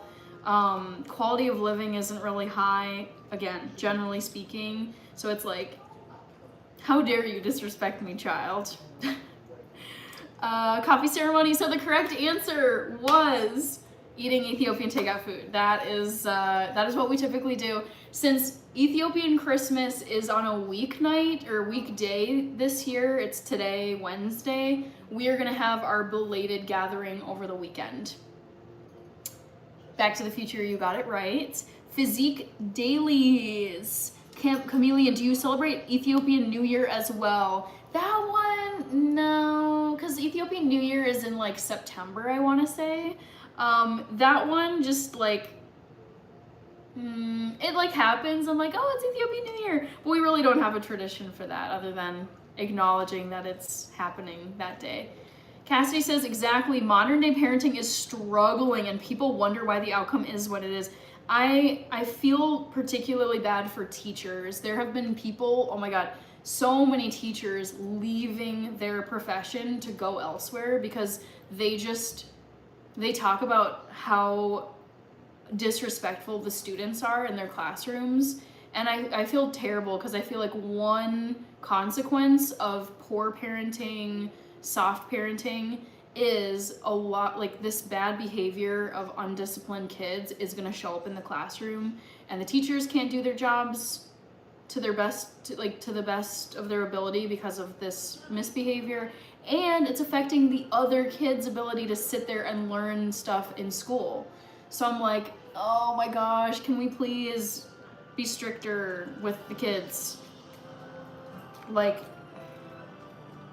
I would say it's better to be overly strict than super, super loosey-goosey, super soft parenting. I would err on the side of being stricter. Because I think raising kids as a strict parent, I think the odds of them succeeding in life is higher with strict parenting than with soft parenting. Because I think it teaches them respect, discipline, you know, doing what you're told. You could say that's problematic, but I think just in general, like society, it's just not going to pan out well for someone who's not accustomed to following the rules, respecting authority, wants to do whatever they want, wants to get whatever they want. Like, dude, that is not the way the world works at all. I think soft parented children are often going to be in for a very rude awakening when they eventually become legal adults and they have to get a job, support themselves, pay their bills, all this stuff. I think it's a disservice to the kids, honestly. Kirby is waving to Cassidy. Dustin did not get the trivia right. Oh geez, stakes is high. Not to be that guy, but kids nowadays are statistically speaking far less criminal. Sure, that's one statistic, but I would also say that kids these days are exponentially more depressed and have a lot more mental health issues than in past generations. And I think it's like kids have been allowed to be like so in their feelings and so indoors, and they can't get a bump, they can't get a scrape, they can't be offended, they can't be exposed to public failure. It's like, I feel like we're failing kids when we don't let them grow a thick skin and toughen up a bit. And so it's like, sure, they might not be out committing as many crimes, but I think there's a mental health crisis going on with kids as well. And so that's something that I'm really concerned about. And I do think that ties in with soft parenting. Drew Denzel, like I think of, for example, I think about like if I had been like super like, oh, like, I don't want to do this, I don't feel like it, oh my God, the response I would have gotten from my parents, they'd be like, too bad, get your butt out of bed, we're leaving in 15 minutes, you have soccer practice, you have a piano lesson, I don't care how you're feeling, it's like, I feel like that's good training for the real world, because it's like, unless you want to get fired from your job, you have to get up and go to your job and pay your bills, even if you don't want to part with your mortgage payment or your credit card payment. Like, I will die on this hill. We need tougher kids.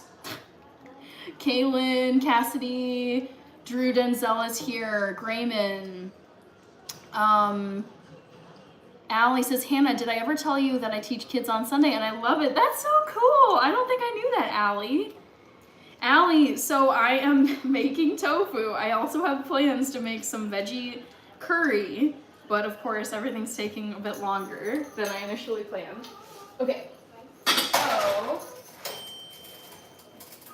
back on the stove with the tofu. I am just gonna start heating up these broccoli.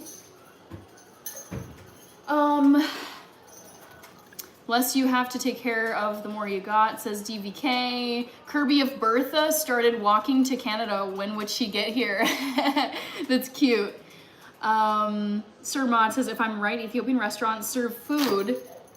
Yes, you are totally right, Sir Maud. Correct. Sir Maud, yes, you're totally correct. The traditional Ethiopian flatbread is called injera. Chameleon, I get this question a decent amount. So I do have Instagram, and my Instagram is the exact same name as my YouTube channel and the same exact profile picture. So on Instagram, if you search Hannah in Health, all one word squished together, you will find my Instagram, so you can follow me over there. Yes, Hannah, we need tough. Thank you for validating me, Kirby. I mean, even if everyone in here was disagreeing with me, where it's like, no, you need to be softer on kids, you need to be sensitive, and it's like, there's room for like, I don't think you just crack the whip and be a cold, nasty, horrible parent. I'm not trying to be that.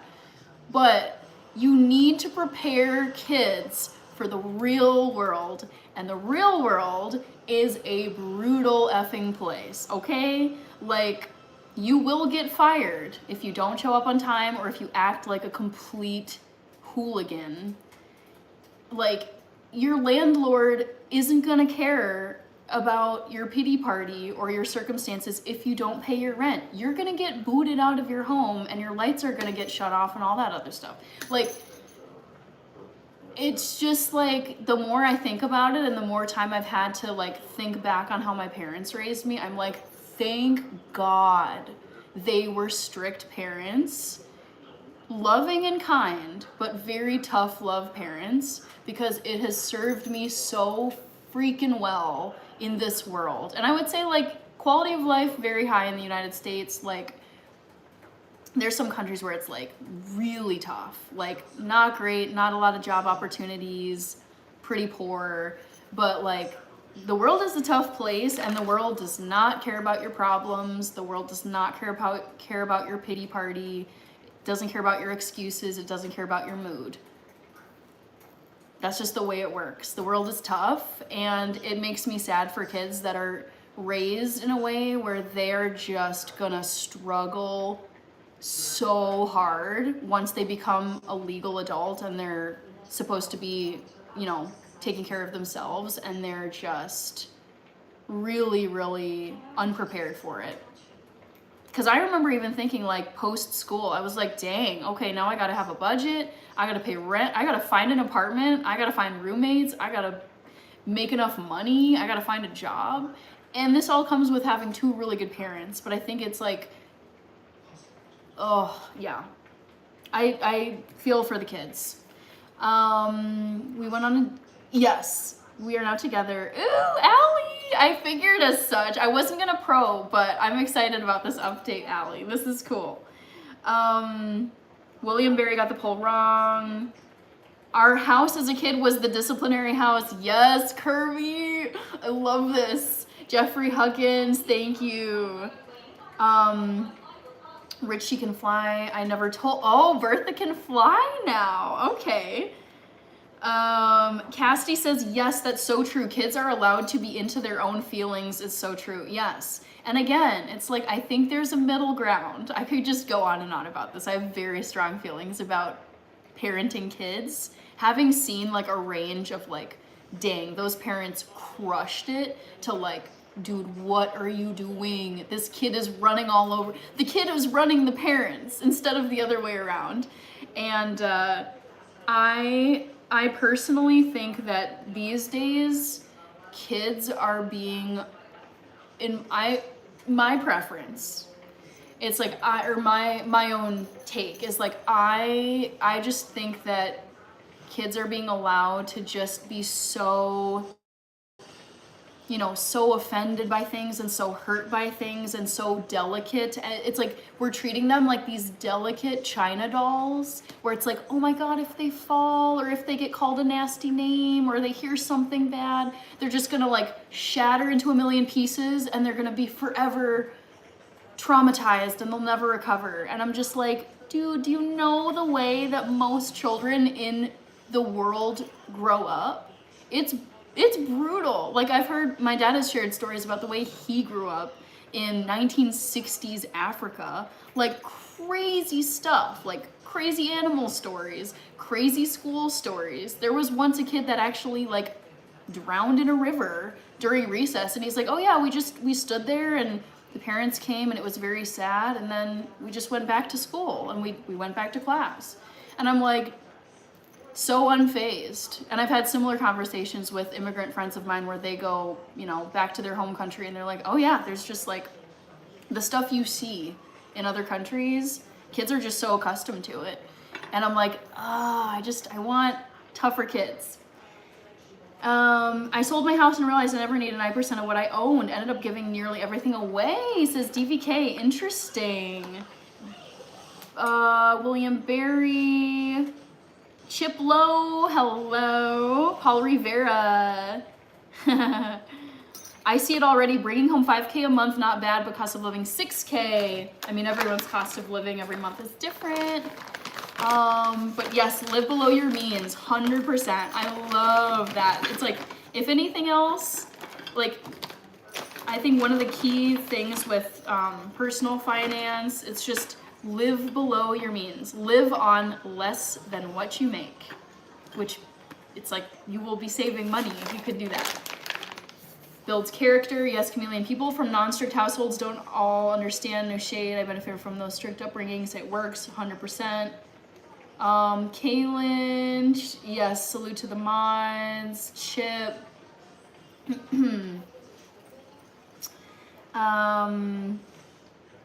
Yep, DVK, that's another thing that I think is just setting kids up for failure when it's like you make them feel like without any real credibility, like you're telling this kid that like they're so special and that they're the center of the world, the center of the universe, and they can get whatever they want if they just throw a hissy fit, or if they want it, they get it. And I'm like, dude, The world does not give you stuff. The real world does not give you stuff just because you want it. Like, every adult knows this. But it's like, if you're gonna raise kids to think this, they're gonna have to learn the hard way once they grow up. Chip, peace and blessings. Chameleon, you're gonna blow up, yo. Your chat engagement is awesome. You're great with people, especially for a data analyst. I mean, not every data analyst / like numbers person is completely asocial without conversational skills. There are some of us who like to chat with people.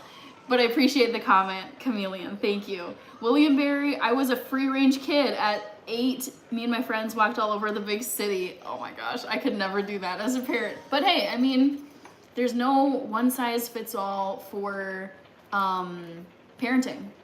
That's the other thing too. It's like, I think there can be a range of parenting styles and strictness. I just want to make sure, oh, I wanted to get Barry's 4-month milestone chat. I've not been keeping up as well as in the past with the donos and stuff. Micah sent more 100s. I've got you, Micah. Chip. Chameleon, you're African, right? Ethiopian, right? You're from Kenya. Nice. Yes, I am half Ethiopian. My dad is from Ethiopia. Thank you, Ernie. Eggshen is here. Hello, Eggshen. DVK, people become special when they have a proven track record of excellence and humility. Definitely agree with comment. You're a great conversationalist. Thank you, DVK. I feel like I think about this topic particularly a lot because I really like kids. I want my own kids. And I think about how my parents raised me, what I would keep, what I would change, and most of it I would keep, as opposed to like, you know, I think I would do that a little bit differently. But these, modern kids, I mean, just out and about in a city, I live in Minneapolis, out and about in the city, I come across plenty of families, young kids, and some of these behaviors, I think to myself, oh my God. If I did that for 5 seconds, I would have been so dead. So dead. And it's shocking to see some of it. Not that all kids these days are terrible. There's plenty of well-behaved kids. I just think I see more behavior these days than in the past. Like when I think about how my friends behaved when we were in grade school and at kid birthday parties, out in public, at restaurants. Yeah, it never would have flown, ever. Micah, that's my last one. Okay, sounds good. Thank you. Jupiter Clone, style fits all for the Hannah style fits all for parenting. We'll see. All parents let their kids roam back then. What decade was this, William Barry? Because I was born in the 90s, and for sure I was not allowed to roam in the 90s. And I was in like the safe suburbs, like very white safe suburbs, and even then it's like, nope, don't trust strangers, they're dangerous. Cassidy, woohoo! Oh my gosh, this is so cool. Cassidy, I need to shout you out too. Dang, can you believe it's been 10 months? Month milestone. So cool. All right, the kids are fine. I'm gonna disagree with you, stakes is high. I strongly disagree with you. Barry McCockner, in general, I can't stand kids, but some are cool. I would say I generally like kids. But there are some that are really tough to like because they just haven't had good parenting or good direction in their life. Stakes is high. Eggshen, have you seen the NFL playoff schedule? Some of it. Kaylin, DVK, 80s. Oh, 7 interesting 70s. Okay. Yeah, I couldn't say. I don't know what it was like growing up as a kid in the 70s. So that would mean you're Gen X, I think? William Barry, and any adult could put a whooping to you. That I believe. DVK, in the 80s, I had to be home by dark. That was the only rule. Other than that, other than let me respect everyone, help others, never steal, golden rule, best advice, yes. Isn't it time to shift toward Valentine's theme? I suppose so, yes.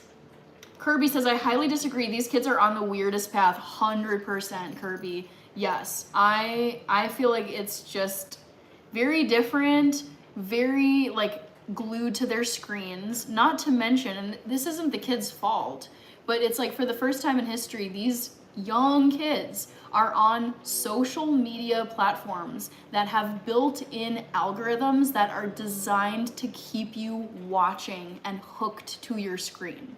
Like when I was growing up, we had MySpace, Facebook, probably Instagram later on, but it's like you were not being fed more and more content that was designed by the world's top software engineers to keep you on the platform and keep you sitting scrolling forever. Like that is such a different landscape than what I grew up with as a younger millennial.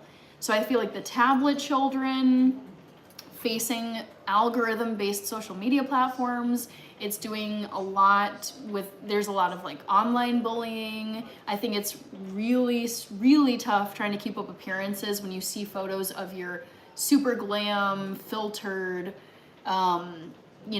classmates when full puberty is going on. Puberty already is a dramatic period and really stressful. And then on top of it, you've got like Instagram glamour filters and showing off your new Air Jordans and your vacays, and meanwhile your family can't afford to do any of this stuff. I mean, I think the comparison on social media is really brutal. The catfishing, the bullying, and then it's just COVID was a huge disruption for kids in their schooling, and then just staying indoors more on devices rather than getting outside, having to deal with being bored at times. It's like, no, I need something to click through and scroll and watch, and being allowed to be so in their feelings and not grow a thicker skin. All of those factors have me very concerned about Gen Alphas and Gen Betas. Eggshen, Friendster, nice. I was born in the 80s. This is Jupiter Clone. Kaylin remembers MySpace. Hi, Nicole. 80s baby, not so much roam, but be home before dark. It's so interesting how it shifted, because I would say amongst my friends, who we were all born 1993, 1994, 1995, like as young kids in the 90s and then early 2000s, oh my God, no roaming. No roaming. Like you go to your friend's house, that's where you stay, and then like I will come and pick you up around dinner time or after dinner, but it's like, I feel like it was a very different vibe in the 90s. Usually whoever had the bigger yard. Jupiter Clone, streetlights would come home, were the come home sign. Interesting. Josie, I couldn't imagine seeing the stuff kids see now at such young ages. The worst I saw as a child was missing children. Yep, I know. They're literally rotting their brains.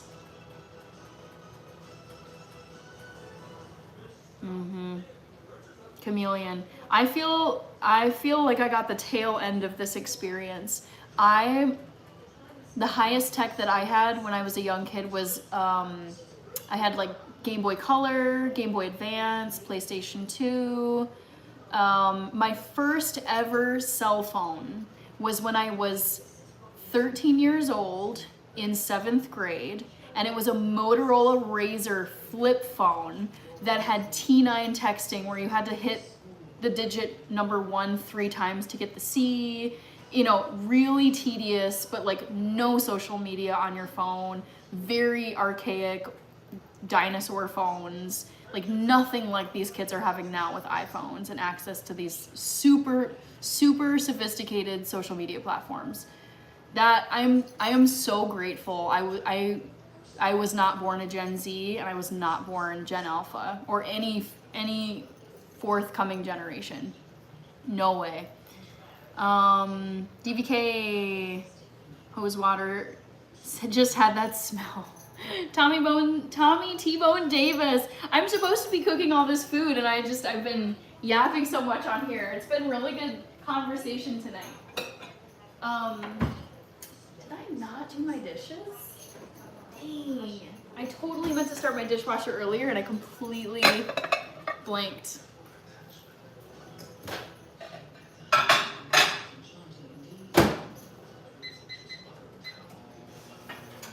Give my tofu a little stir and also add some olive oil to it.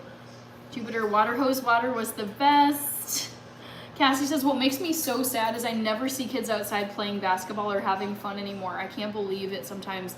It bums me out too, because I just, in the olden days, pre-social media, pre-smartphone era, it's like kids just like had to find ways to entertain themselves and get outside, and I think there's less of that now. My jam was Sega Genesis. Cool. First phone was Ericsson thing, got banned. Oh no, for radioactive. No! Oh my gosh. Streetlights and Sippy.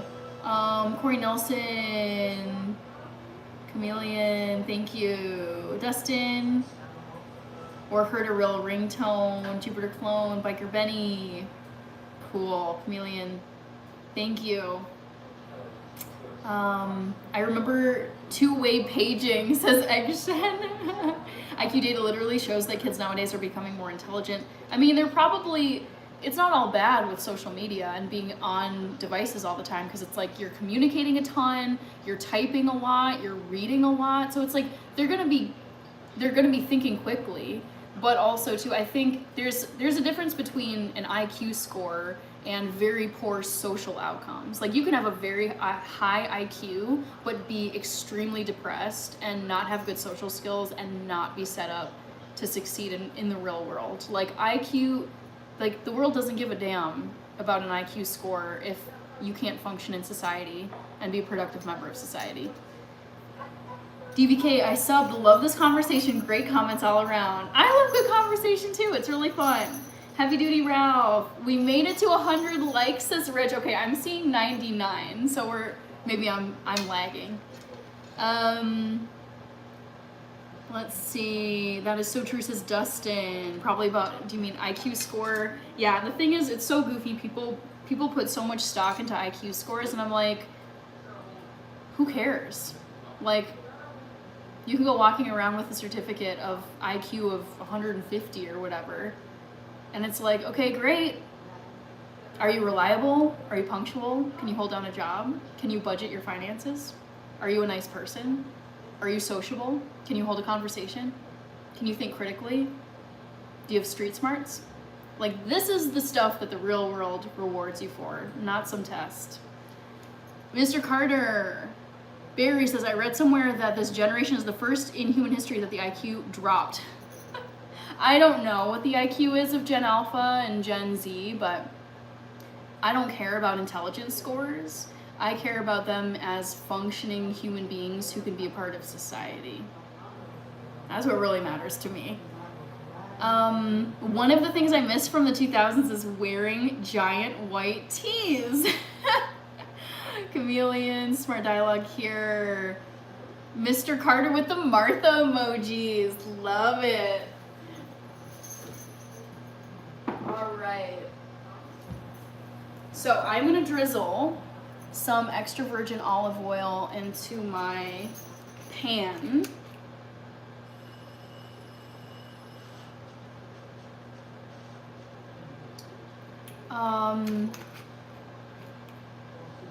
That's fact, Hannah. We need to apply it. It's like having the greatest engine with 0 wheels going. Yeah, like, okay, I have an example for you guys. Feel free to weigh in. So I enjoy watching the Scripps National Spelling Bee. Like, that is a huge achievement. If you win the Scripps National Spelling Bee, you get the prize money, you've studied really hard, you have this amazing trophy for the rest of your life, and you can say, when I was 10 years old, or 12, however old, I was 12 years old and I won the 2025 Scripps National Spelling Bee. And it's like, that's super cool. But then the question is, okay, like, that's a great achievement, but like the world doesn't give a damn about how well you can spell words. Like the world will reward you on the value you give to society. Like, can you make a product that people value and want to buy? Can you make great music? Can you come up with a really cool computer code, or the next Google or the next Microsoft? Can you write a really compelling book that people would buy? Can you do really good stand-up? It's like, I think there's accolades for intelligence, and I'm saying this as like a big time nerd, like who was all about school, all about straight A's, get the best, but I'm like, I think I turned a page in my mid-20s where I was like, being super, super smart in terms of academics and tests and grade point average, like it's great, but honestly, like the real world doesn't care. There's way more important things in the world than being labeled as smart based on some test or some competition. White tea's era was ill. Hours-long balloon fights in the summertime. I've had a few of those. Einstein IQ with the personality of a stump is not on any help wanted ads. Oh my gosh. I've been in the Philippines station last 2 months as Mr. Carter. You just listed gems. Did I miss anything? I was gonna give you guys a new trivia question. You ain't kidding on the giant white teas, missed them. Last water balloon fight for me was in high school. It was when I think I was a senior in high school. We were having a soccer practice and we water ballooned the boys soccer team. It was really fun. Our town versus the rival town. Kirby, I love this. In Biloxi, Kirby, DVK, but how do you apply it? What else can you translate that hard work and studying into? I mean, you can translate. Are you saying like education or just a high IQ? This is the thing I'm telling you guys. Like I come from a background of like getting straight A's is everything and getting really high test scores is everything. Like it can get you into a good school, but ultimately you have to take what you learn in school and bring it into the real world, because you need money to survive. You need a paycheck to pay for your house, to pay for your food, to pay for your light and your water, to buy clothes for yourself, to have a phone, to pay your phone bill, to have a TV if you want to watch TV. I mean, it's like the world is not just going to roll out the red carpet and put you in a castle because you got a really high IQ and can spell a bunch of words and were, valedictorian. It's like, no. You need to be able to hold down a job, be professional, contribute to the workforce, or become an entrepreneur and support yourself. But ultimately, like, you need income to survive in the world, which means you need to provide value to customers or to an employer, so then you can receive money for your services and value to then turn around and pay for the stuff that you need to survive. Like, you gotta make the transition to the real world. Stakes is high. Yeah, we're gonna have to agree to disagree. Stakes is high. Chameleon, being smart is awesome. You gotta materialize that into something. Yep, exactly. Again, real world rewards service and value, not necessarily intelligence alone. Stakes is high. My African parents were not amused by that, so I only wore them outside. Funny. William Barry. Another very important thing that I have learned as I've gotten older is I'm not talking about myself or people around me, but just listening to highly successful entrepreneurs, people who are billionaires. They've built businesses, they've done incredible things with their lives at really young ages, some of them.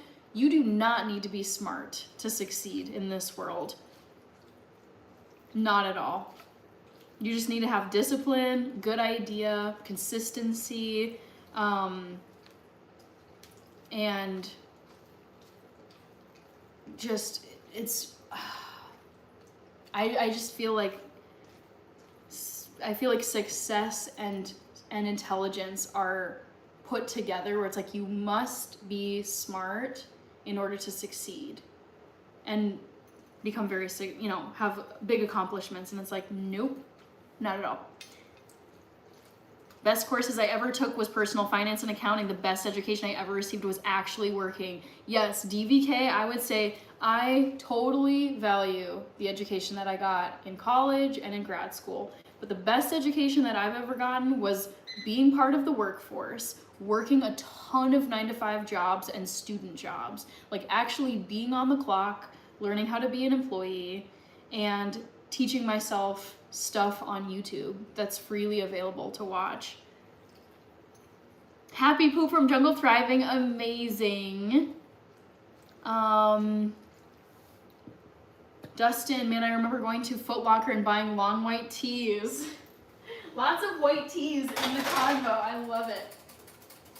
Okay, so, right, we got some steamed veggies coming up. Let's see if I can do this. Heavy Duty Ralph. Nowadays, a trade skill is paying more than a lot of, am I buffering? Hope I wasn't buffering. Might have just been my browser. What are you guys saying? Trade jobs. It was, I refreshed my screen. Heavy Duty Ralph, nowadays a trade skill is paying more than a lot of the college degree required jobs. I make more than my sister and she's a registered nurse. Yeah, the trades are amazing. I'm so happy for people going into the trades, especially if they don't know what they want to do, or they just don't think college is the right fit for them. And it's like, we're always gonna need trade skilled workers no matter what's going on. Corey Nelson, do you have to be lucky or be in the right place? That doesn't have to be true.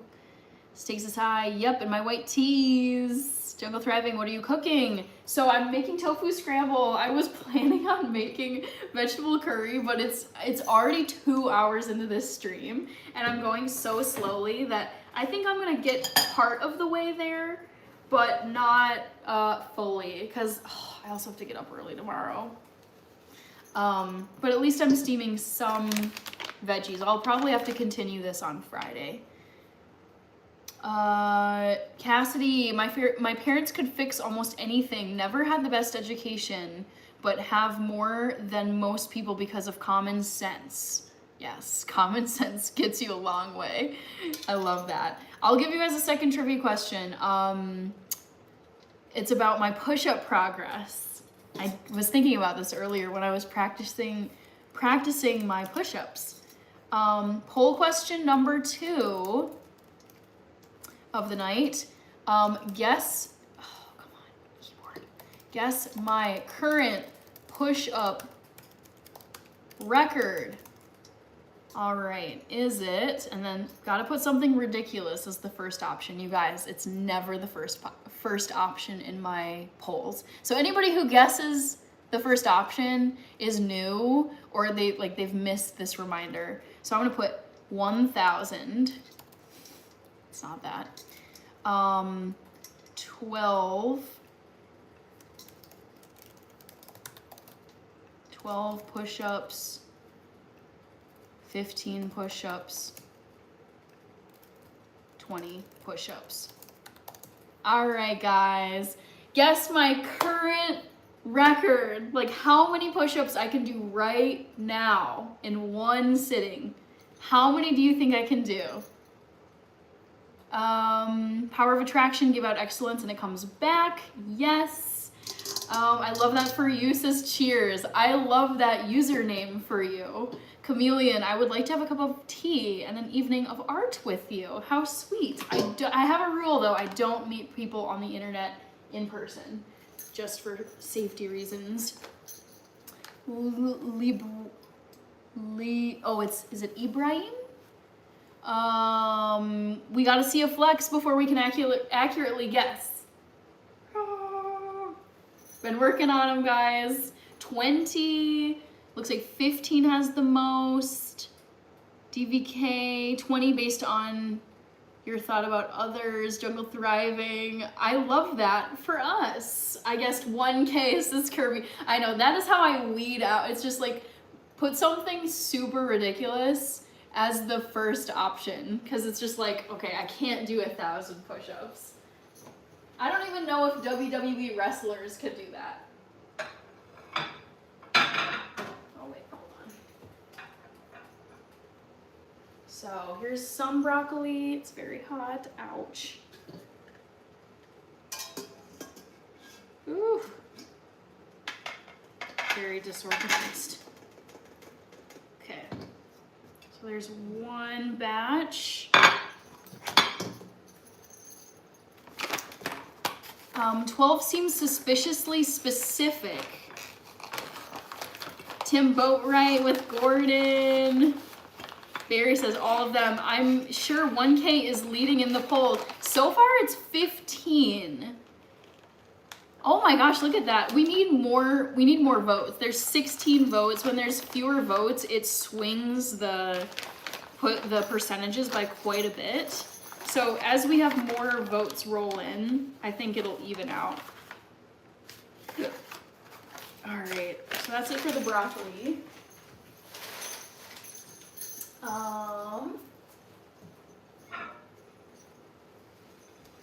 Steam some more. So I'm just steaming frozen broccoli that I will eventually toss in this yellow curry.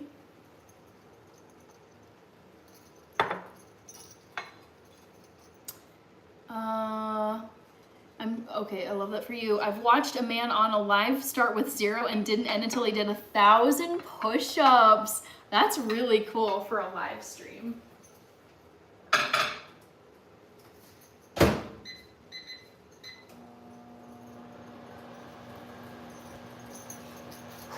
You can do 12 tops. Stop playing, says Chameleon. It was actually more of a romantic notion, not a practical one. I totally respect and understand that code. I appreciate you, Chameleon. I'm sure it comes from a very genuine place, but I have a rule where the line is drawn at my iPhone screen. I don't meet people in person from the internet. Eggshen. 15 seems like a nice rounded number. DVK 1,000 1 second fast push-ups will take nearly 17 straight minutes of non-stop push-ups. Yeah, that's not me. I do love Brussels sprouts, Dustin. I actually have some frozen Brussels sprouts in my freezer. These are like fire roasted Brussels sprouts. And they are vegan, gluten-free, no artificial flavors. Very simple ingredients if you read the back. I love to see an ingredient label that's super simple. So all this has is Brussels sprouts, extra virgin olive oil, Himalayan pink salt, and black pepper. So 4 ingredients.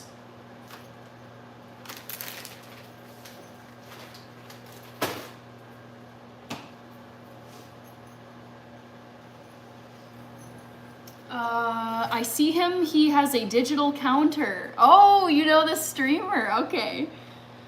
Cassidy says, have you ever bought any prepared meals? It feels so tempting sometimes. Yes, I do sometimes buy prepared meals, although I don't know if I do anymore because I've been really trying to like eliminate as much plastic as I possibly can, especially I was listening to this one scientist talking about microplastics and forever chemicals that just stick in the human body forever.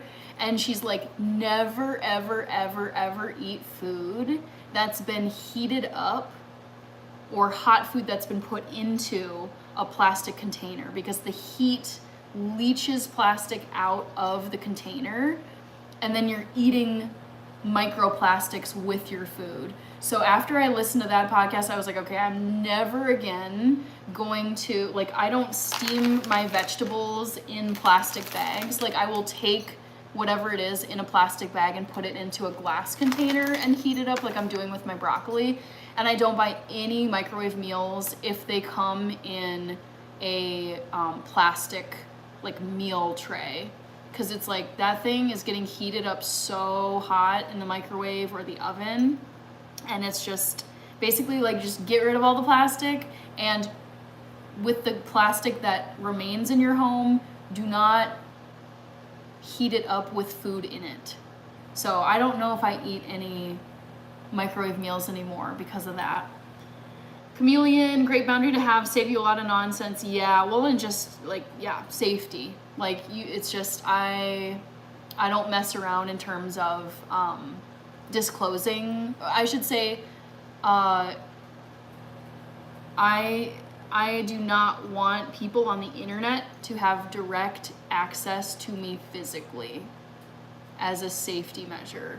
Like that's something I am not willing to do.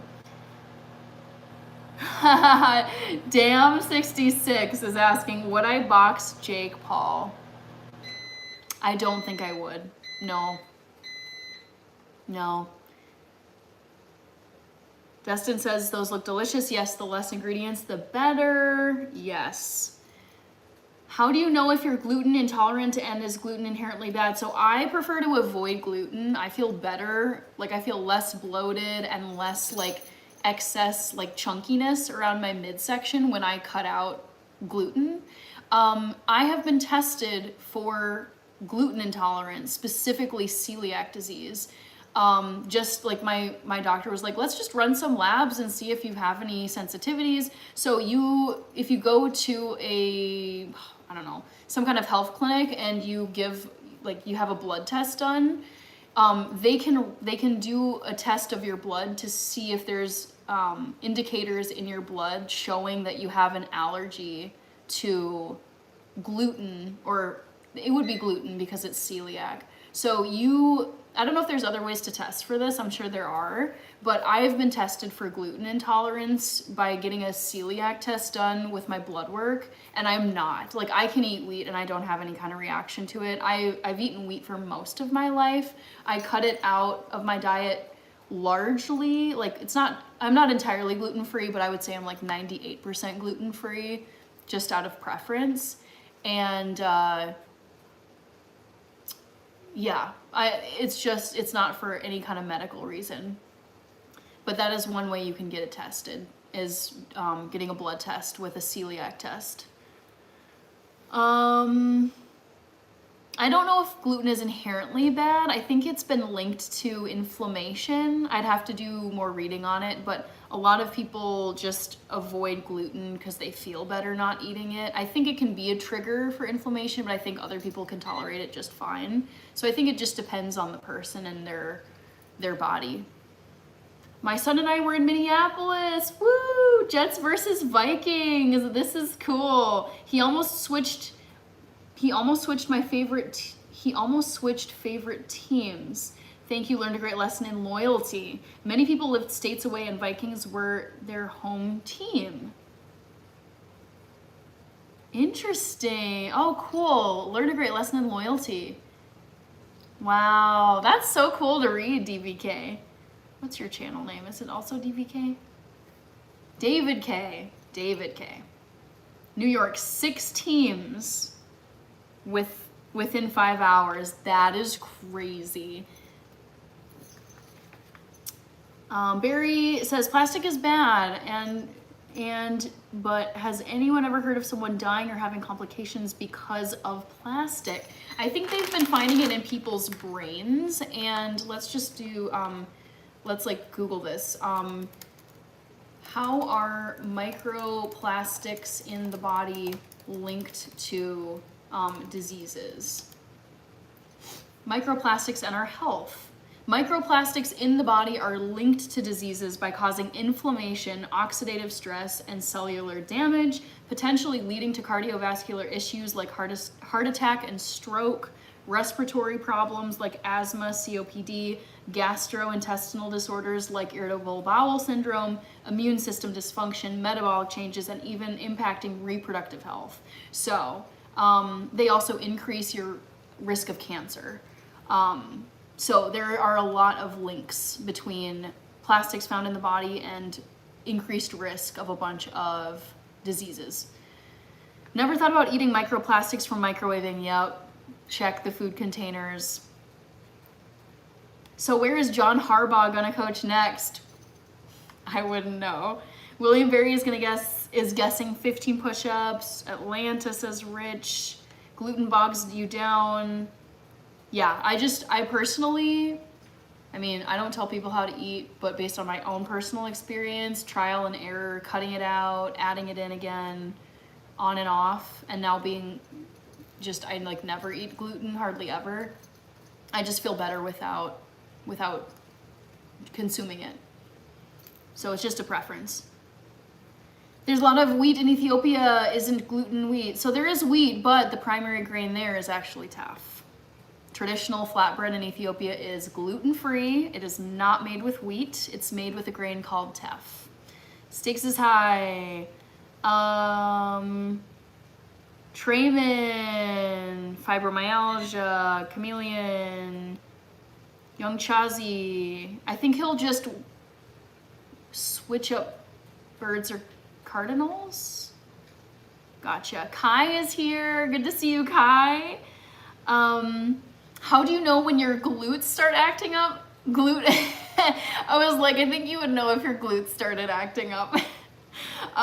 When your gluten starts acting up, I don't know, because I've never had a gluten intolerance. I can just feel myself, like, for example, when I've eaten more gluten containing products versus when I've cut it out, I've noticed like my waistline, like I have the same clothes from like a decade ago. I don't like shopping and I don't buy new clothes. So all my clothes are just the same. And I've noticed that like whenever I've eaten more wheat and gluten, my waistline has been tighter. I've had like bigger bloats after meals and I just feel like puffier.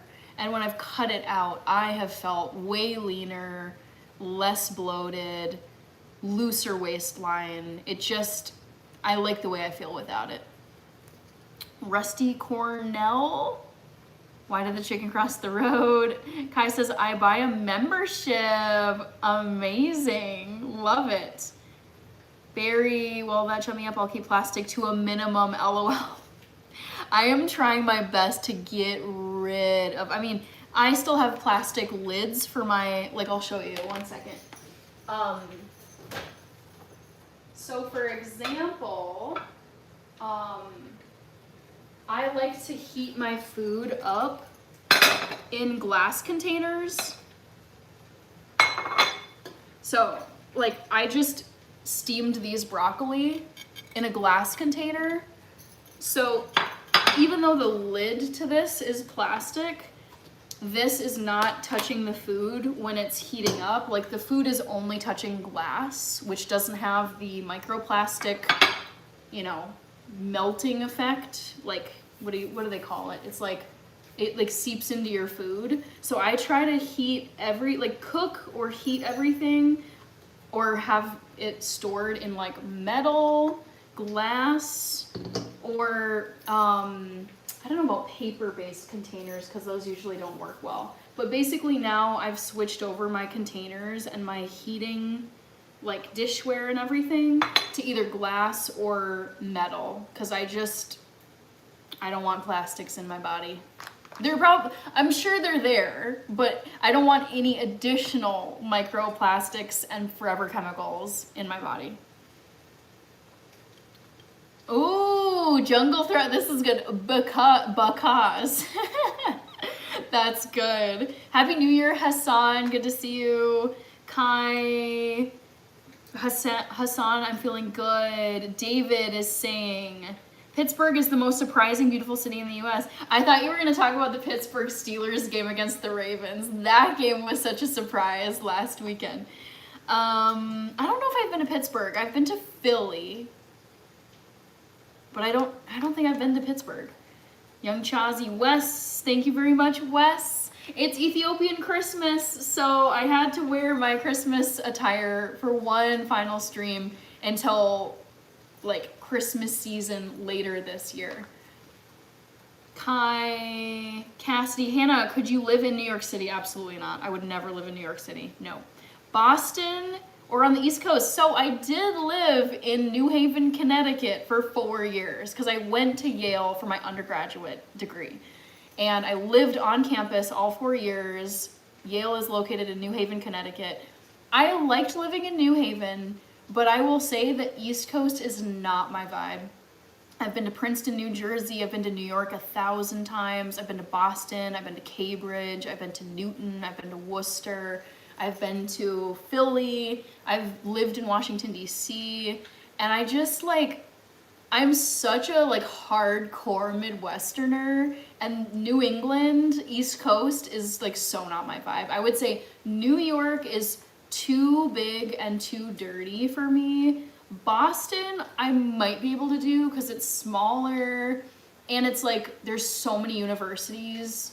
Not that New York doesn't have a lot of universities, but I love the colleges that are around and in Boston. My childhood best friend, actually, her name is Emma. She got married last year. Emma went to Boston College, and so I visited her at least a couple times when we were both in school. So I just love the colleges that are in that Boston area. I think I could live in Boston. That probably would be my first choice of an East Coast city. What were the other cities you put? Boston or the East Coast. I love their accent, but road rage and traffic is a no-go for me. Yeah, I feel like, you know, I don't mind. I respect like the hustle and the directness. I like how direct they are. However, generally, there's like a warm, chill, slower vibe to the Midwest. And I would say that generally speaking, people are kinder and more willing to like chit chat, and it's not this like go, hustle, time is money, get out of my face, get out of my way, F you. Like, I just think it's so fast and so driven and so aggressive on the East Coast, which has its merits, but it's just not my vibe. Like, I would never choose to live on the East Coast. If I had to pick anywhere in the United States to live in terms of a region, I would stay here in the Midwest. Chameleon, I have these containers. Oh my gosh, class 21. I'm doing good. How are you doing? Glass just looks better too. I agree, Barry. I think glass is just, it's so nice, especially with like food. I feel the thing is, what always bothered me with plastic food containers is eventually they get like scuff marks, and then sometimes they get stained the color of whatever sauce it was of the food you put into it. And I'm like, they just look kind of junky after a while. So yeah, I'm happy to completely ditch plastic for my food containers. Like another example, I'm cooking my tofu scramble in this wok pan, and this wok pan is made out of ceramic and titanium. So those are like two good, and it's also like there's no PFAs, no forever chemicals, no chemical coating on here.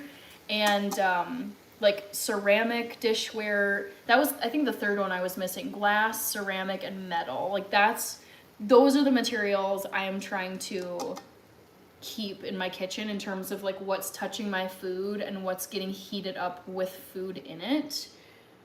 Because I just don't want any more plastics in my body, guys. Trying so hard to be healthy. Trying to live up to my channel name. Kai, Klaas, doing good. Hope you're having a good start to your 2026. Dirty South says, boom shakalaka. Kai says, I'm Team Steelers all the way. Okay. David is saying, Pittsburgh has an insane amount of bridges and steepest road in America. Didn't know that. Cassidy says, Midwest or West Coast for me. Nice. Alfredo, so good to see you. Happy New Year. Thank you, thank you. Did I miss a gift? I think I saw. Yes, Smile Forever. Sent to 100. Thank you so much. I'm grilling steak burgers and hot dogs. You don't say, Kai. I made a couple of Beyond Burgers for dinner tonight. I've actually got part of one over on my stovetop. I took a bite out of it. What's up with the people on the East Coast? It's just a different vibe out there. I think they're I think if I were to, this is so broad, because it's like there's millions and millions of people in each region of the United States, but just very, very general characterization of East Coast people. I think it's just very, I would say, very highly educated, very ambitious, very hardworking, more white collar than other parts of the US, way more direct, and less willing to waste time on idle things like chit chat or like a fun little ad. It's like, we're going, time is money, I got places to be, I gotta drive fast, get out of my way, don't slow me down, I'm gonna run this red, like, F you, flipping the bird, like I just think the culture is faster, more competitive, more ambitious, and more white collar on the East Coast. Those are like my spark notes. Like if I were to just make a stereotype of the East Coast based on living out there for many years and knowing people from there, that's how I would characterize it compared to the Midwest, to the South, and to the West Coast. But again, there's probably plenty of people like that in the Midwest, plenty of people like that on the West Coast, in the South. But that's my New England stereotypes. Tin container, nice chameleon. Wes, there may be a big EQ like this world has never seen in the next few days. Interesting. There are exactly, Rich, I love this. Oh my God. There are no Minnesota goodbyes in New York. Absolutely not. They would literally say, I can think of people, if I was having a conversation with them and I was dragging it out and doing the Minnesota goodbye, I respect it too. I respect people that will just say stuff to your face directly and honestly, where it's like, I have to stop talking right now because I have an appointment in 15 minutes and I'm gonna be late, so bye. Because we have this thing in Minnesota where it's like you exit a party or you're at someone's house or you're at some kind of social situation and it's like, oh, bye, see you next week. Oh, and by the way, did you happen to see this? And then it's like the convo goes for another 2 hours. And then it's like you walk out to your cars or you start to make for the door handle and you're holding the door handle and it's like, you know, I just thought of something. Wouldn't it be so nice if we could get together and do that? And then it keeps going. And it's so painful when you're in the Minnesota goodbye and you're just like, this needs to end. I'm dying inside, but I have to keep talking because I don't want to be rude. Whereas some people, I would say definitely in New York, definitely in Boston. Like if I were to pluck like your average person in Boston or New York and try and have a Minnesota goodbye, they would be like, dude, I gotta go. I'm sorry. I just can't be talking this long. Like, see you. We'll get together again soon. It was great seeing you, but like, I gotta leave. Bye. And they would just like walk out the door. We could be better about goodbyes in Minnesota. I like heavy glassware stuff, says Dustin. Me too.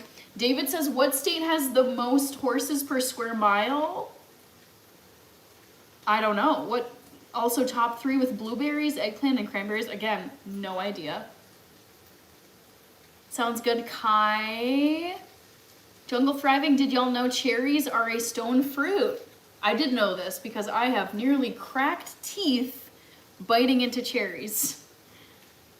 East Coast is realist for sure. You know where people stand 100%. And I do like it in some ways. I love directness. Like if you're gonna say something nasty about me, you actually, like I will give you some respect points if you say it, if you have the guts to say it to my face, than going somewhere behind my back and saying it to someone else. I respect people who just have the guts to say stuff to your face, even if it makes it awkward or hostile. because I think a lot of people are just too afraid to say things directly, and so they'll try and, you know, skirt around it, beat around the bush, or they'll go and say stuff like chitter chatter sometime afterward, where I'm like, just have the guts to say it to someone's face. Cassidy says Ice Cube West Coast Dodgers. All right, sounds good, Kai. Thank you.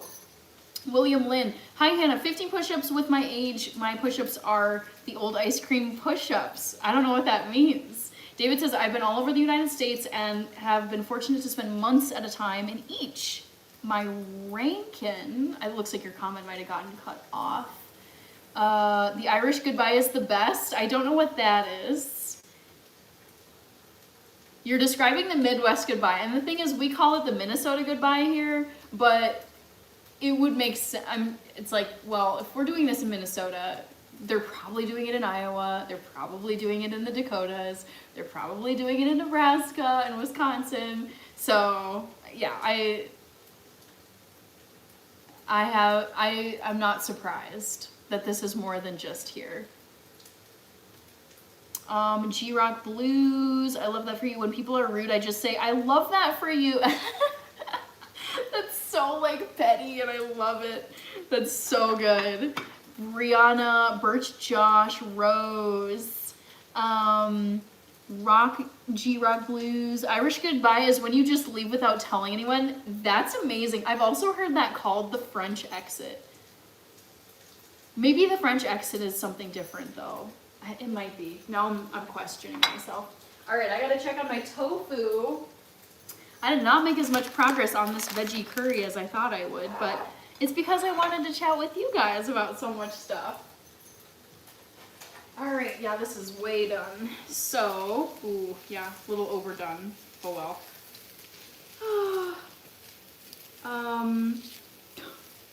God. So let me season this with some salt and pepper.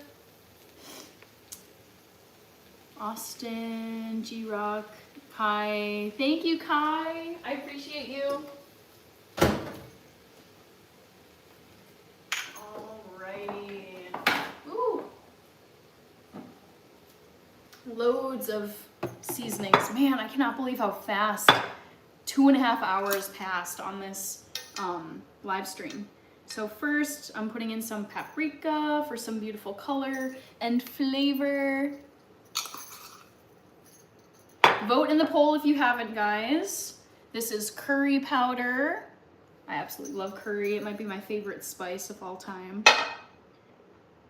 An Irish goodbye is leaving a party or social gathering without telling anyone you're leaving, essentially disappearing without fanfare. See, I love that. There's something so mysterious about an Irish goodbye, where I think it's like people are like, Hannah was just here, wasn't she? Like, well, no, I saw her 20 minutes ago. I saw her walk over toward, you know, the door or by the kitchen. And then people are, it's like, well, maybe she's on the upper level. Maybe she went outside to, I don't know, get some fresh air. Maybe. And so you leave people kind of in this, like, woo, like, where is she? Mysterious situation. Oh, I see David, Belmont, Austin, Jersey City. NJ is the trivia answer.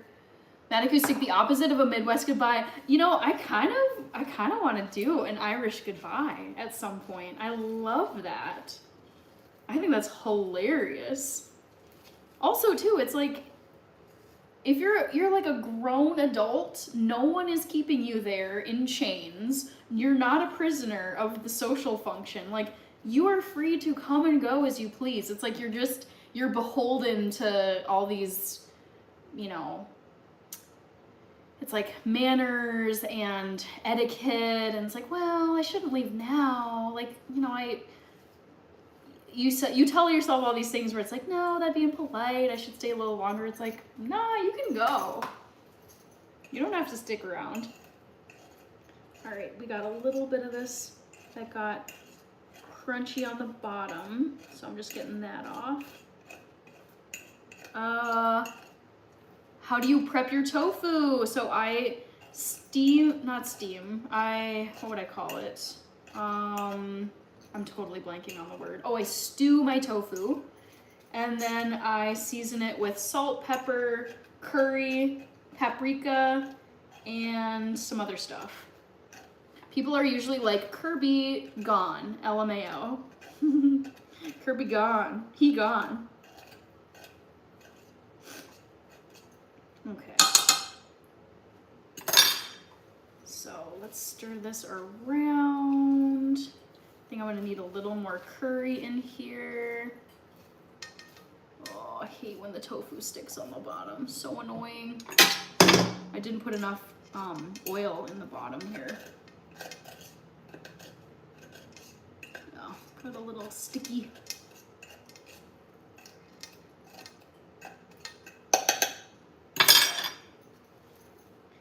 So, curry.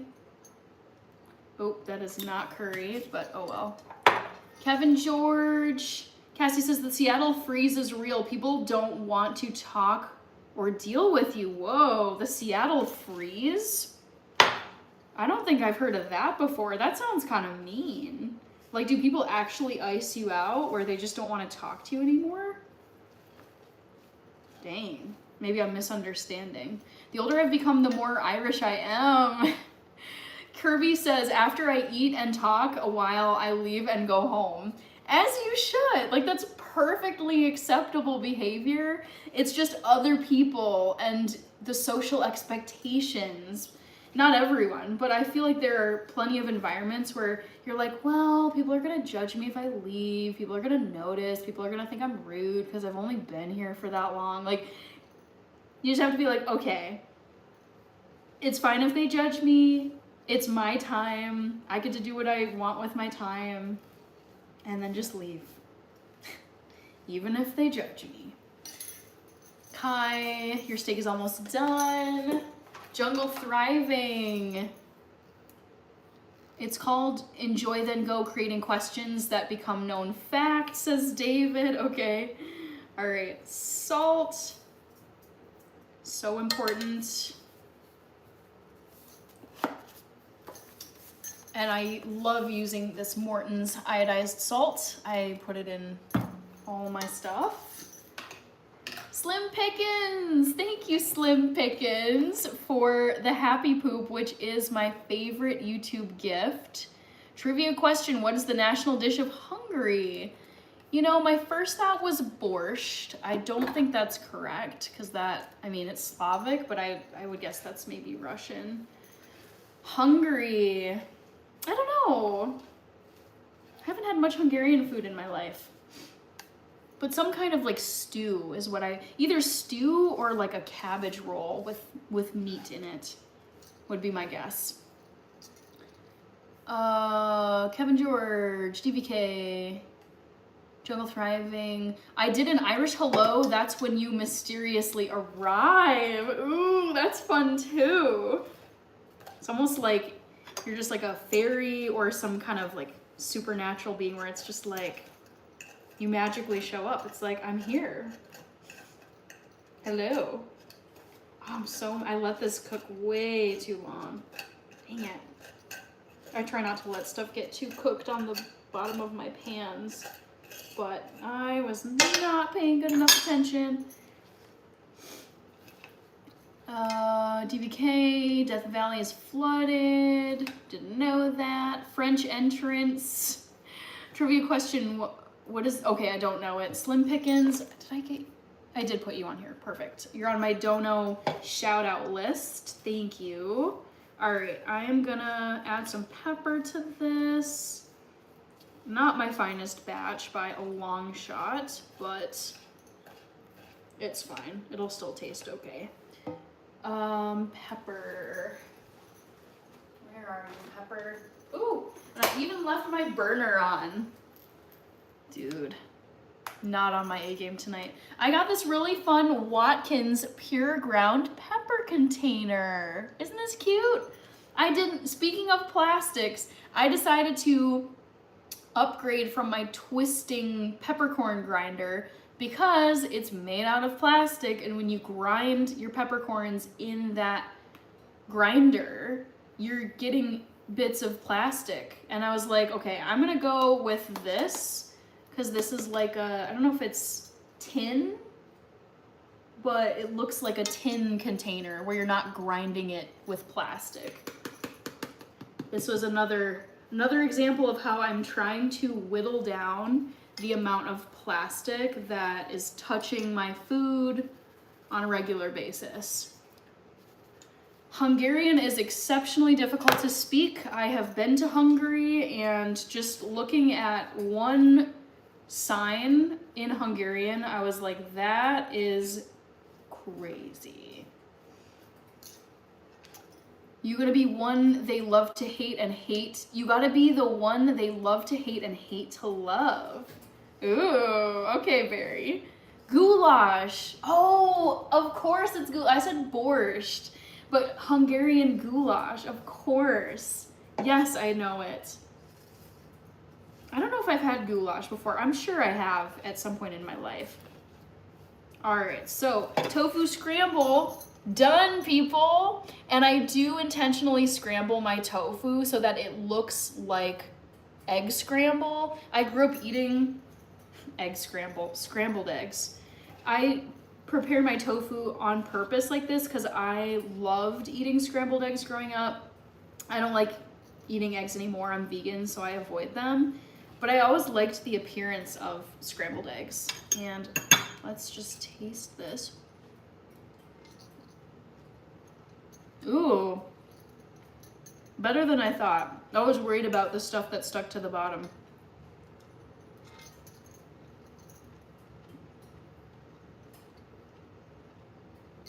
Cassidy says, you might get ignored if you try asking someone in Seattle a question. They've called it the Seattle freeze. That's just so rude. Ooh, I don't like that a lot. Yummy.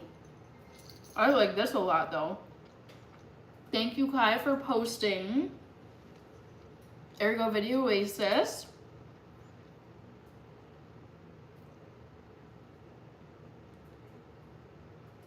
Interesting. Mad Acoustic, I've been to Ireland before, and I didn't have this experience. People were so polite. I like this Taylor Swift reference, Barry. Trillmatic, do you ever get mad? Yeah, I mean, certain things make me mad. So I would say I certainly get mad, but I don't stay mad for long. So something can make me mad, especially it's like if I come across some rage bait on the internet, I read a headline that's where I'm like, oh my God, that's terrible. What the heck? Like, I can get really upset and angry about something that I see, that I read, that I hear. Like, I'll have that initial reaction to it, but then it's like, then I'm like, okay, like, there's no point in staying mad. So then it kind of just like goes away. So I would say I'm like briefly mad. Eddie is here. Paul Hervé. I'm vegan on days that end in Y only. Okay. Y'all and Hannah, I have to go. See you later. Bye, Kai. I'll be wrapping this up too. Oh my God, this is so good. I don't normally eat out of the pot or food container thing, whatever this is, but it's so good.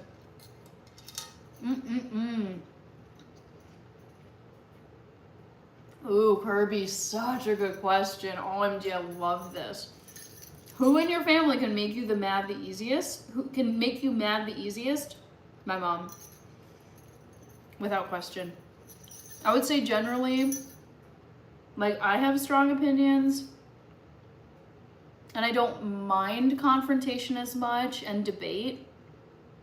I would say, like, as I've gotten older, I've become like more assertive and like willing to disagree but have like conversation with people. I would say my sister and my dad are way more mellow, not as assertive. My mom is very opinionated, very assertive. And so I would say like she and I can butt heads from time to time. But I mean, we love each other and we're really close. So it's not like it ruins our relationship. But yeah, like we can disagree on things and it can get me just like, oh my God, I'm so annoyed by this right now. I get angry when people leave my party and don't tell me. That is, okay.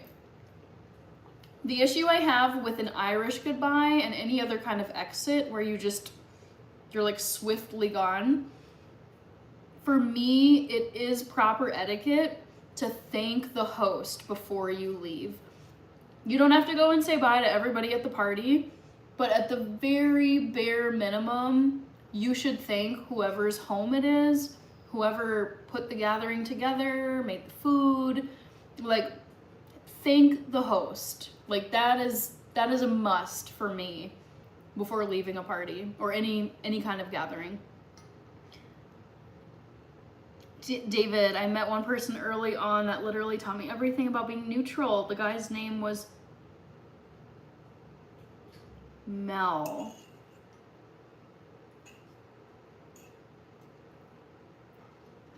Hello, Truth. Truth is strange.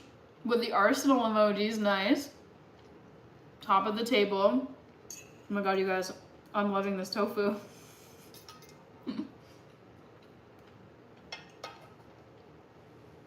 I think I forgot the garlic.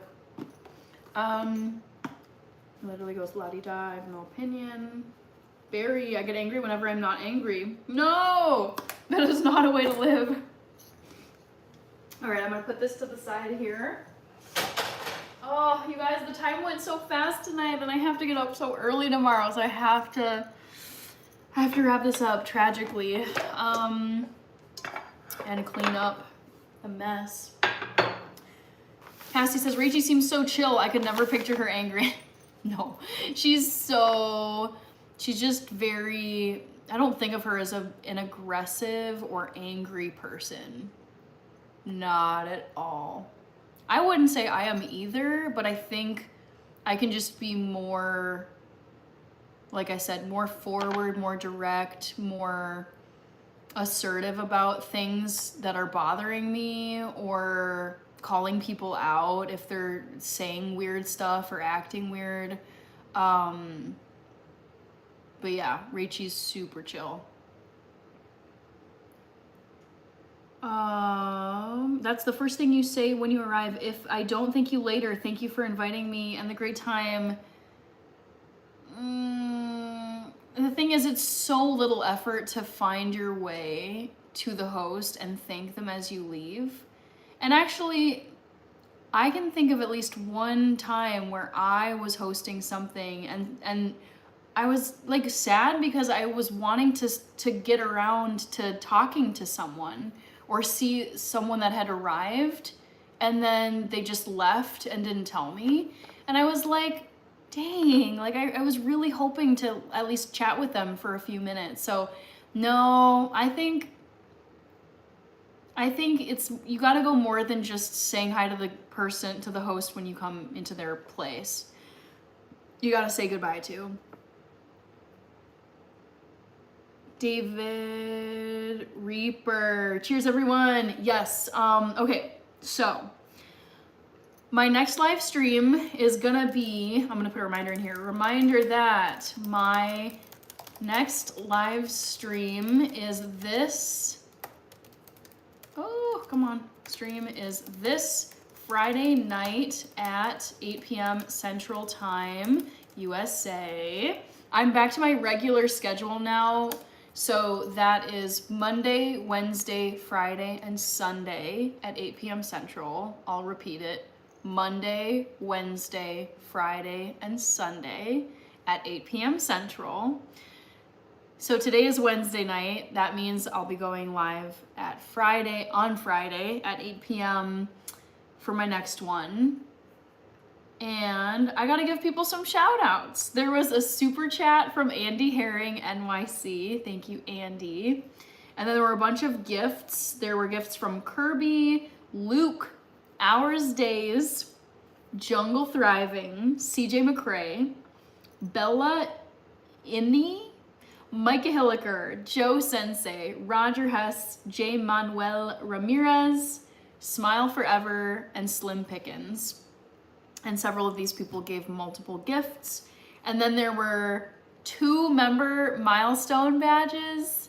There was Barry, who used his 4-month member milestone chat, and Cassidy, who used her 10-month member milestone chat. So thank you for being members of the channel. If you're thinking about becoming a member, you definitely should consider it and maybe become a member, because I do post exclusive content for members on my channel. Kirby with another happy poop from Bertha, the magical flying Bertha. Cassidy, good night everyone, have a great week. Yes, you too. Barry is giving me the Irish goodbye. Okay, bye. DVK, David sent a high five. I will add you to the list, David, because I don't think you were there before. So thank you, David. David K. Rich, oh, I hope you guys can tell that's little Rocky. He's such a strange dog and so pointy, but yes, I do love seeing his little face as one of the member emojis. So thank you, Rich. Andy, you're still here. OMG, thank you, Andy. I see you have the #1 crown, so that's awesome. And thanks again for the super chat that you sent. Really fun convo tonight, guys. I love talking about how I stay apolitical on YouTube, soft parenting versus strict/immigrant parenting, football, college versus pro, Irish goodbyes, Irish entrances. Like, we had a good range of conversation tonight, so I love it. I might go out there tonight to check on her. Oh, Kirby, that's so sweet. I'm doing good. I'm literally about to roll out, so you made it just at the last chunk. Oh, you know what? I didn't close my poll. That's what I have to do. Jeez. Okay. Kurt Good, yes.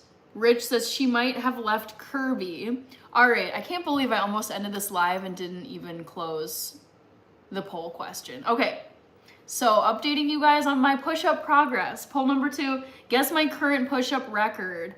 40% put 20 push-ups. I'm not quite at 20 yet, guys, so I wish it was 20. I'm not quite at 20 push-ups. 26% of you said 15 push-ups. That came in second place. Yes, I can currently do 15 push-ups, guys. So that puts me, what would that be? Like more than a quarter of the way to 50, but not quite a third. So I'm getting there. I'm making progress to 50 by the end of this year, but currently I can do 15. I'm proud of it. Withlow1 sent a thumbs up. Thank you. I will be sure to shout you out for sending that gift. Nobody 15 nice will get 50 in no time. I hope so. I really hope so. I'm excited and encouraged by the progress I've made so far. Update soon, LOL, says Kirby. Nobody, thank you for the floating heart. Drago Liu, we got people rolling in here right at the end. Matt Acoustic, I'm not in the market for a personal trainer, but I appreciate it. Thank you. And that should be it for tonight. I've done the shout outs, did the reminder. So my next live stream, Friday night, 2 nights from now, 8 p.m. Central. Keaton, I know, I've been on here for quite a while. Now it's going on 3 hours. I cannot believe I'm so screwed for tomorrow. I have to get up early for work tomorrow, and I'm like, God, whatever. Nobody says have a good night. Thank you so much again for sending the floating heart gift. I appreciate it. Keaton, good night. I'll probably have a little cereal tonight. Kurt, David, Dragoliub has been a member for 1 month. Let's go. Adding more to my shout out list. Oops, I didn't quite get where did your username go? Dragoliub. Gotta make sure to get that here. Perfect, okay. Thank you for being a member, G-Sun. All right, I do have to get going, guys, because tomorrow's gonna be a little rough, but I'll see you guys on Friday. Hope you have a great rest of your week, and we can reconvene on Friday and head into the weekend together. So take care, everybody. Really fun convo tonight. See you in a couple days. Bye.